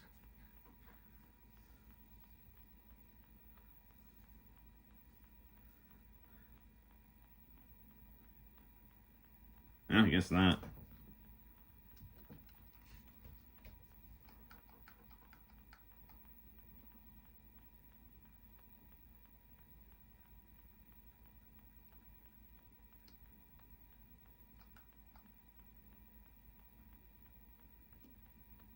No, this is the Japanese version. I don't know if this game ever came out in America. One drive mode.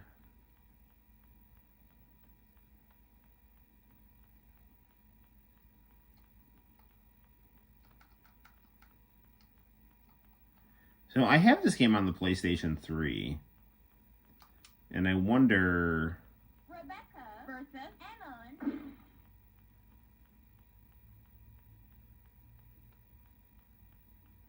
I don't know if there's something that's wrong with the ROM here. It's not playing music.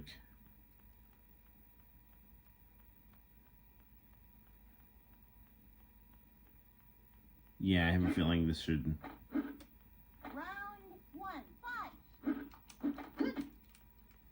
Yeah, this should definitely be playing music here.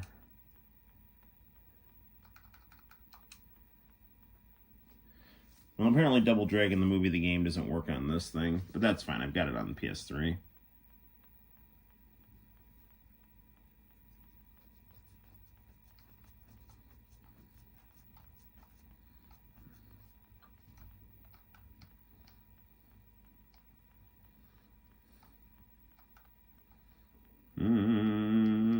Some Battle Arena Toshinden.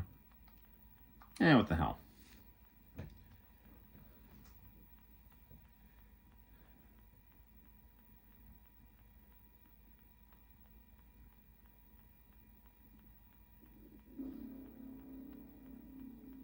Eight traveling fighters brought together by a common destiny now meet at the Battle Arena Toshinden. Many years have passed since this tournament, known only to those in the underworld, was last held. Some fighters have come for personal glory. I'll be right back. I'm grabbing spaghetti. For those they love. But all will do their best to be victorious in this tournament, which will decide their fortunes.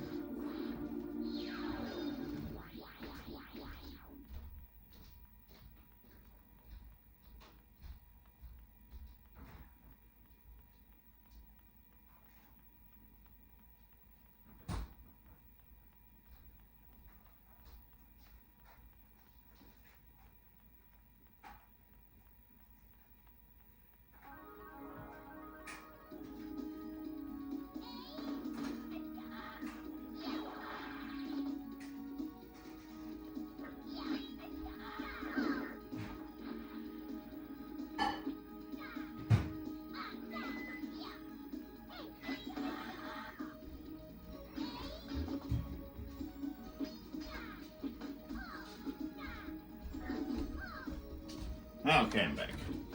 But not really, because I'm microwaving my spaghetti in the other room.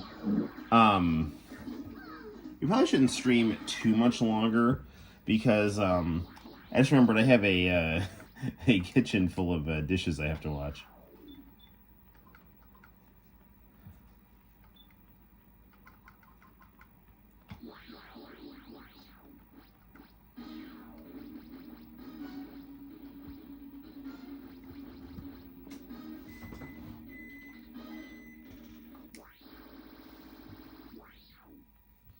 Alright, here we go. Love the artwork on this game.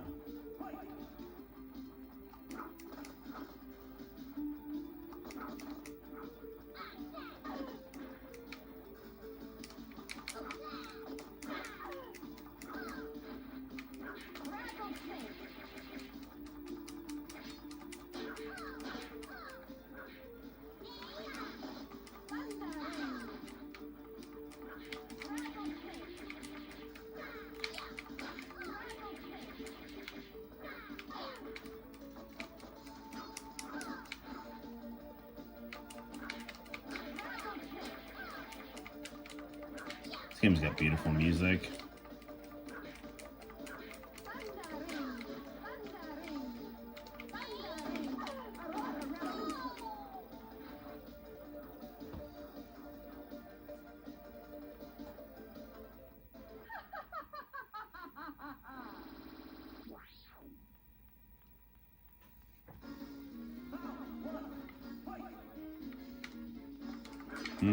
Mada.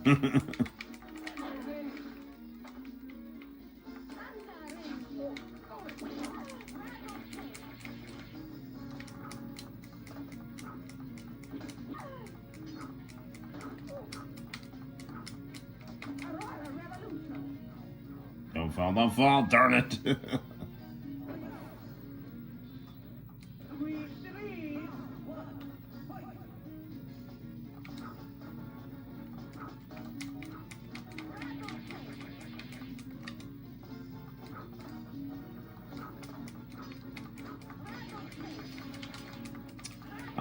Reviews always said that this game looked a lot better on the PlayStation than on the Sega Saturn, and this was like a PlayStation launch title and was considered to be like something that could rival Virtua Fighter.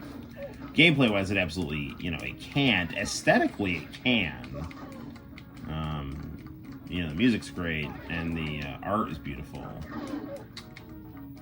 But, Virtua Fighter is very iconic, though.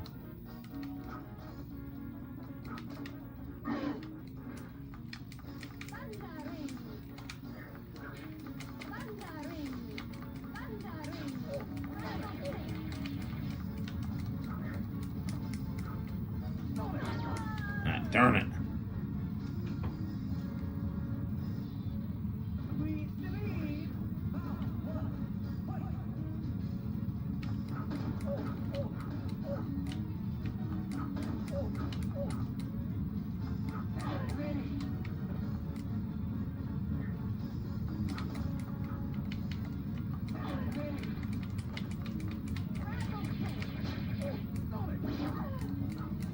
Game, it's a good, but it definitely has kind of a button mash quality to it,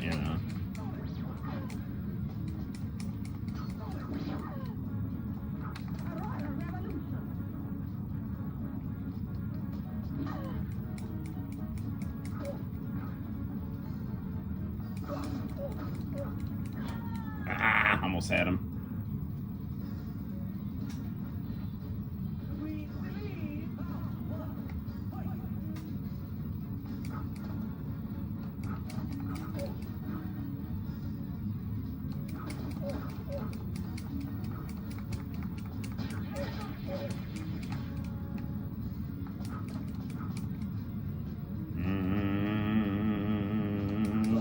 Go down.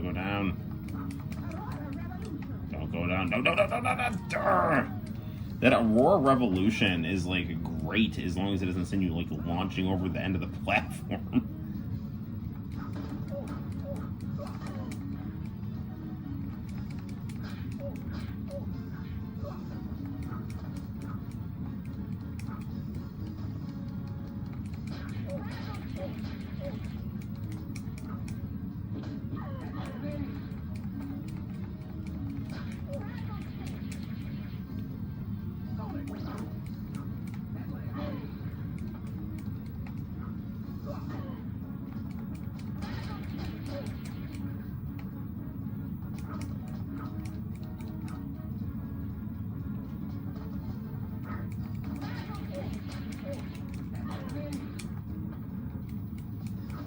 Got him.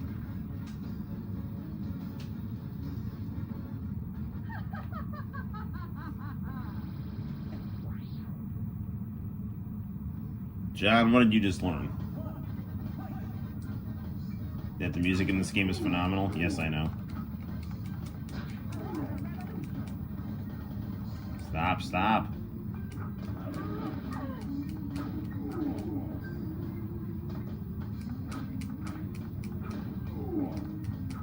This game reminds me of a character from Evil Zone.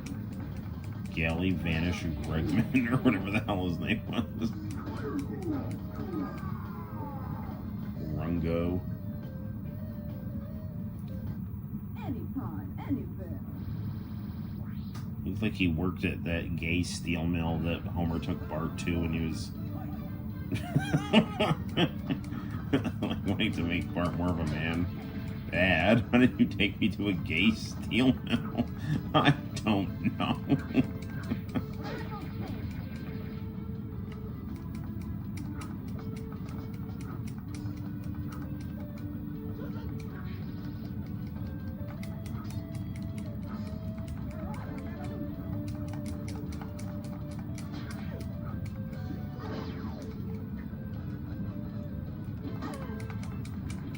I used to play this a lot on the Pix demo disc. Missing Jumping Flash.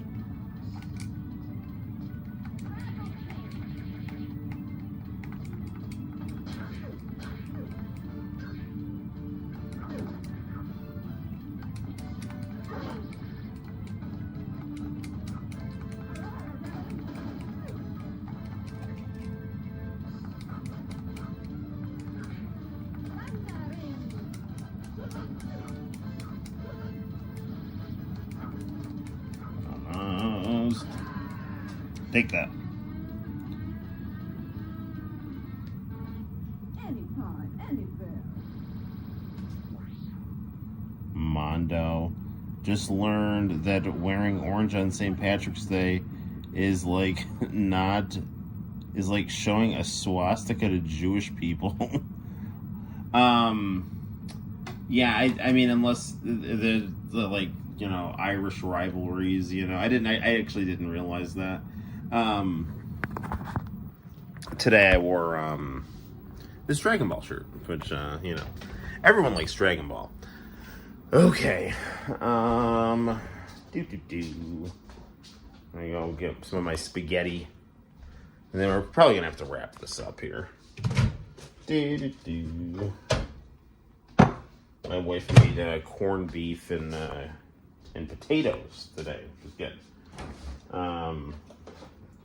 But as an Italian, nothing beats green arch pasta with shaky cheese, as Santino likes to call it. And Serafina, who learned from him. I want shaky cheese. Okay. Where's a fork? 121. Yeah, I should probably, what I should do, I'm rinsing this fork, I should eat this pasta, play one thing on a VHS tape, and then we're gonna call it a night, because it's 1:20, and I gotta get to bed. So, all right. Actually, I mean, I might even just take this pasta into the other room while I'm looking at a tape. Here it is, by the way. I'm sure you want to try some of this. Nom nom nom nom.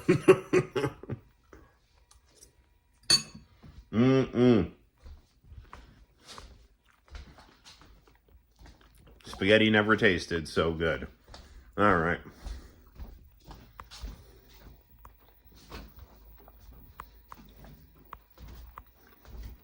Let's see what we got over here.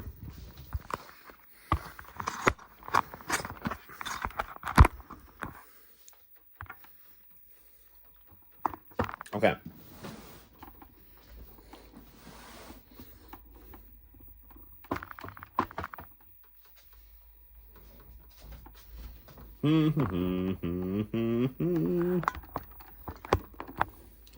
Okay. Now we're on.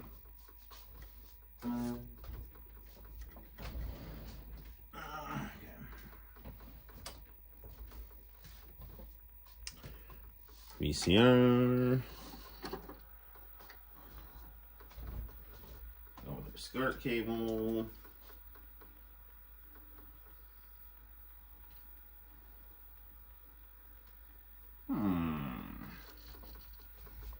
It's not hooked up.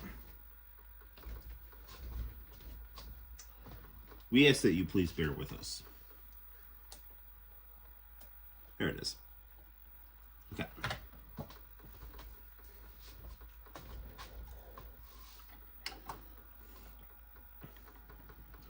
Ooh, it's Yuki Kimura.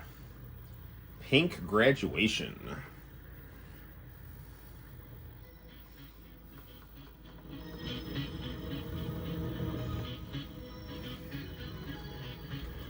Hopefully we don't get in trouble for showing this. This is a good song, though.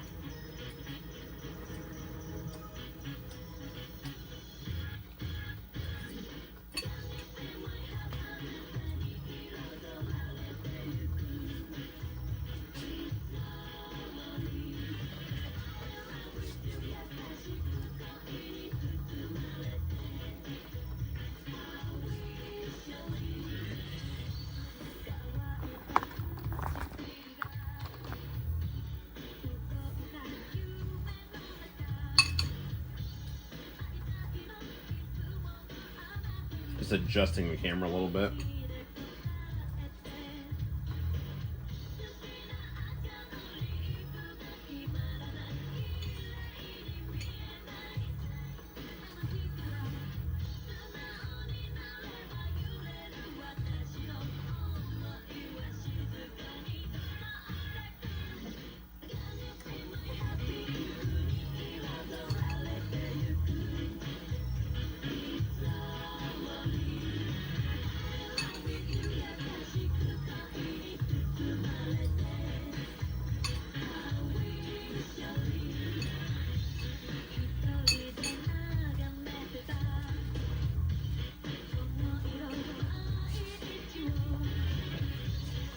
Now I got that old school of YouTube.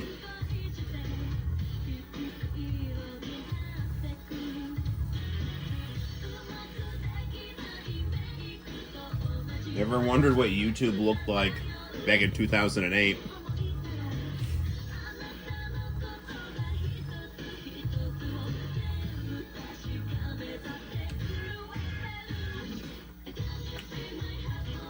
It's actually really cool. I forgot that I accidentally minimized this so that we're back here.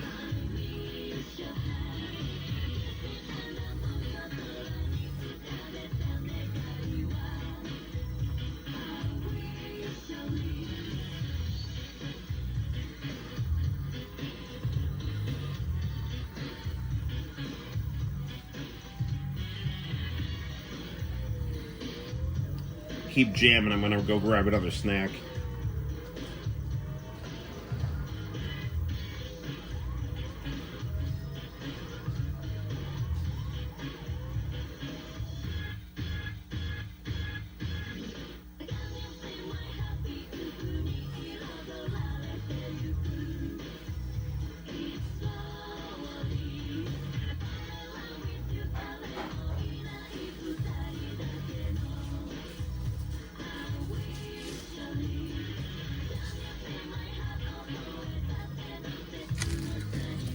I have Thin Mints. I wish for the old YouTube. And look, a Thin Mint too. You can have this Thin Mint while you watch Yuki Kimura. There, look, give her some too. Num num num. Num num num num num. Good times. Alright. Unbalanced.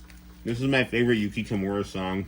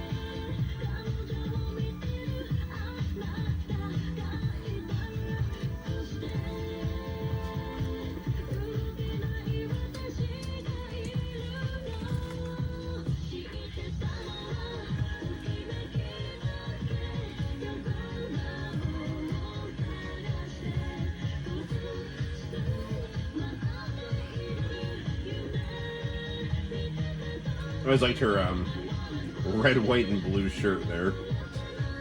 Rocking the stars and stripes.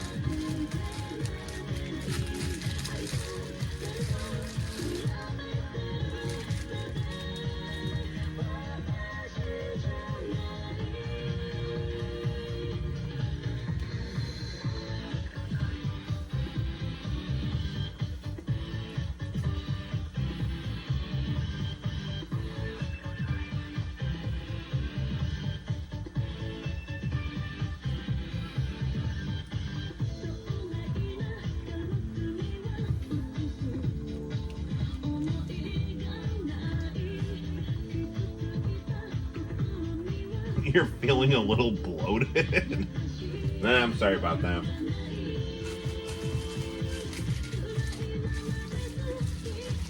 I'm finishing off a stick of Thin Mints right here. It's Girl Scout cookie season, don't you know?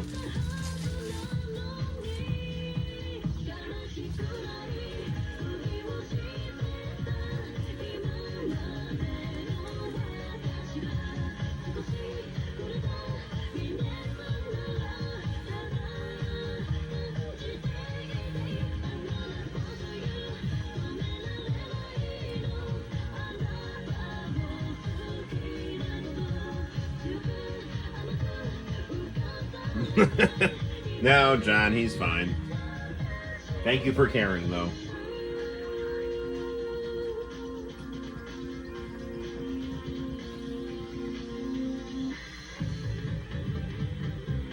International channel, what's got you feeling so bloated? Did you go a little outside your culinary comfort zone?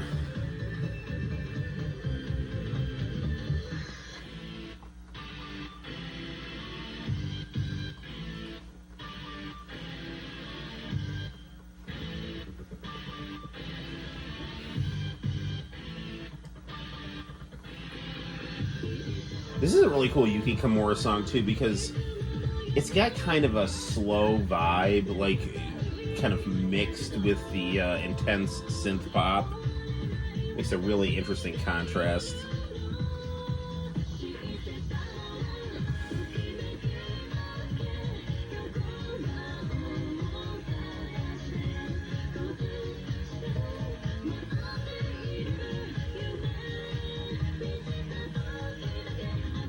I also like Yuki Kimura too. She's got those like Sylvester Stallone lips. Not to be weird, her one lip like juts out in one direction. I think it's kind of cute, you know. Ate a little too much. Flew a little too close to the sun, I see.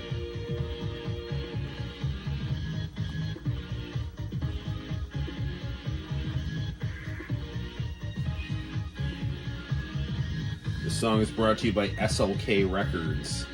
Don't believe me? Just stick around.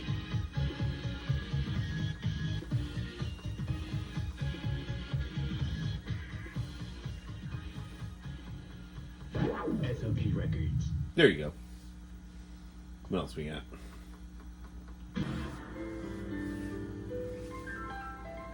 Best style ever.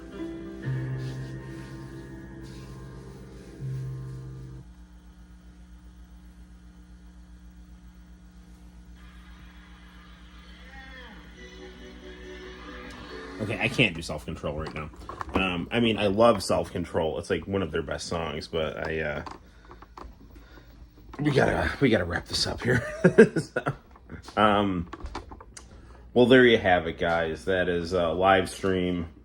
What are we at now? 258, 257, something like that. I'm not sure. But thank you for everyone who stuck to the end with me here. So I think we all now should have some well-deserved sleep, and you're ready to tackle the coming days, you know, with you know, I don't know, enthusiasm and the knowledge that the Noel ComiX YouTube channel will be here to continue to provide you with quality content. So seriously, thank you for all your friendship and your discussion. Good night, International Channel. Love having you on the streams, man. Stay in touch. Keep being cool. And I will see all of you guys in the very near future for more Noel ComiX YouTube action on the Noel ComiX YouTube channel. Take care. Bye-bye.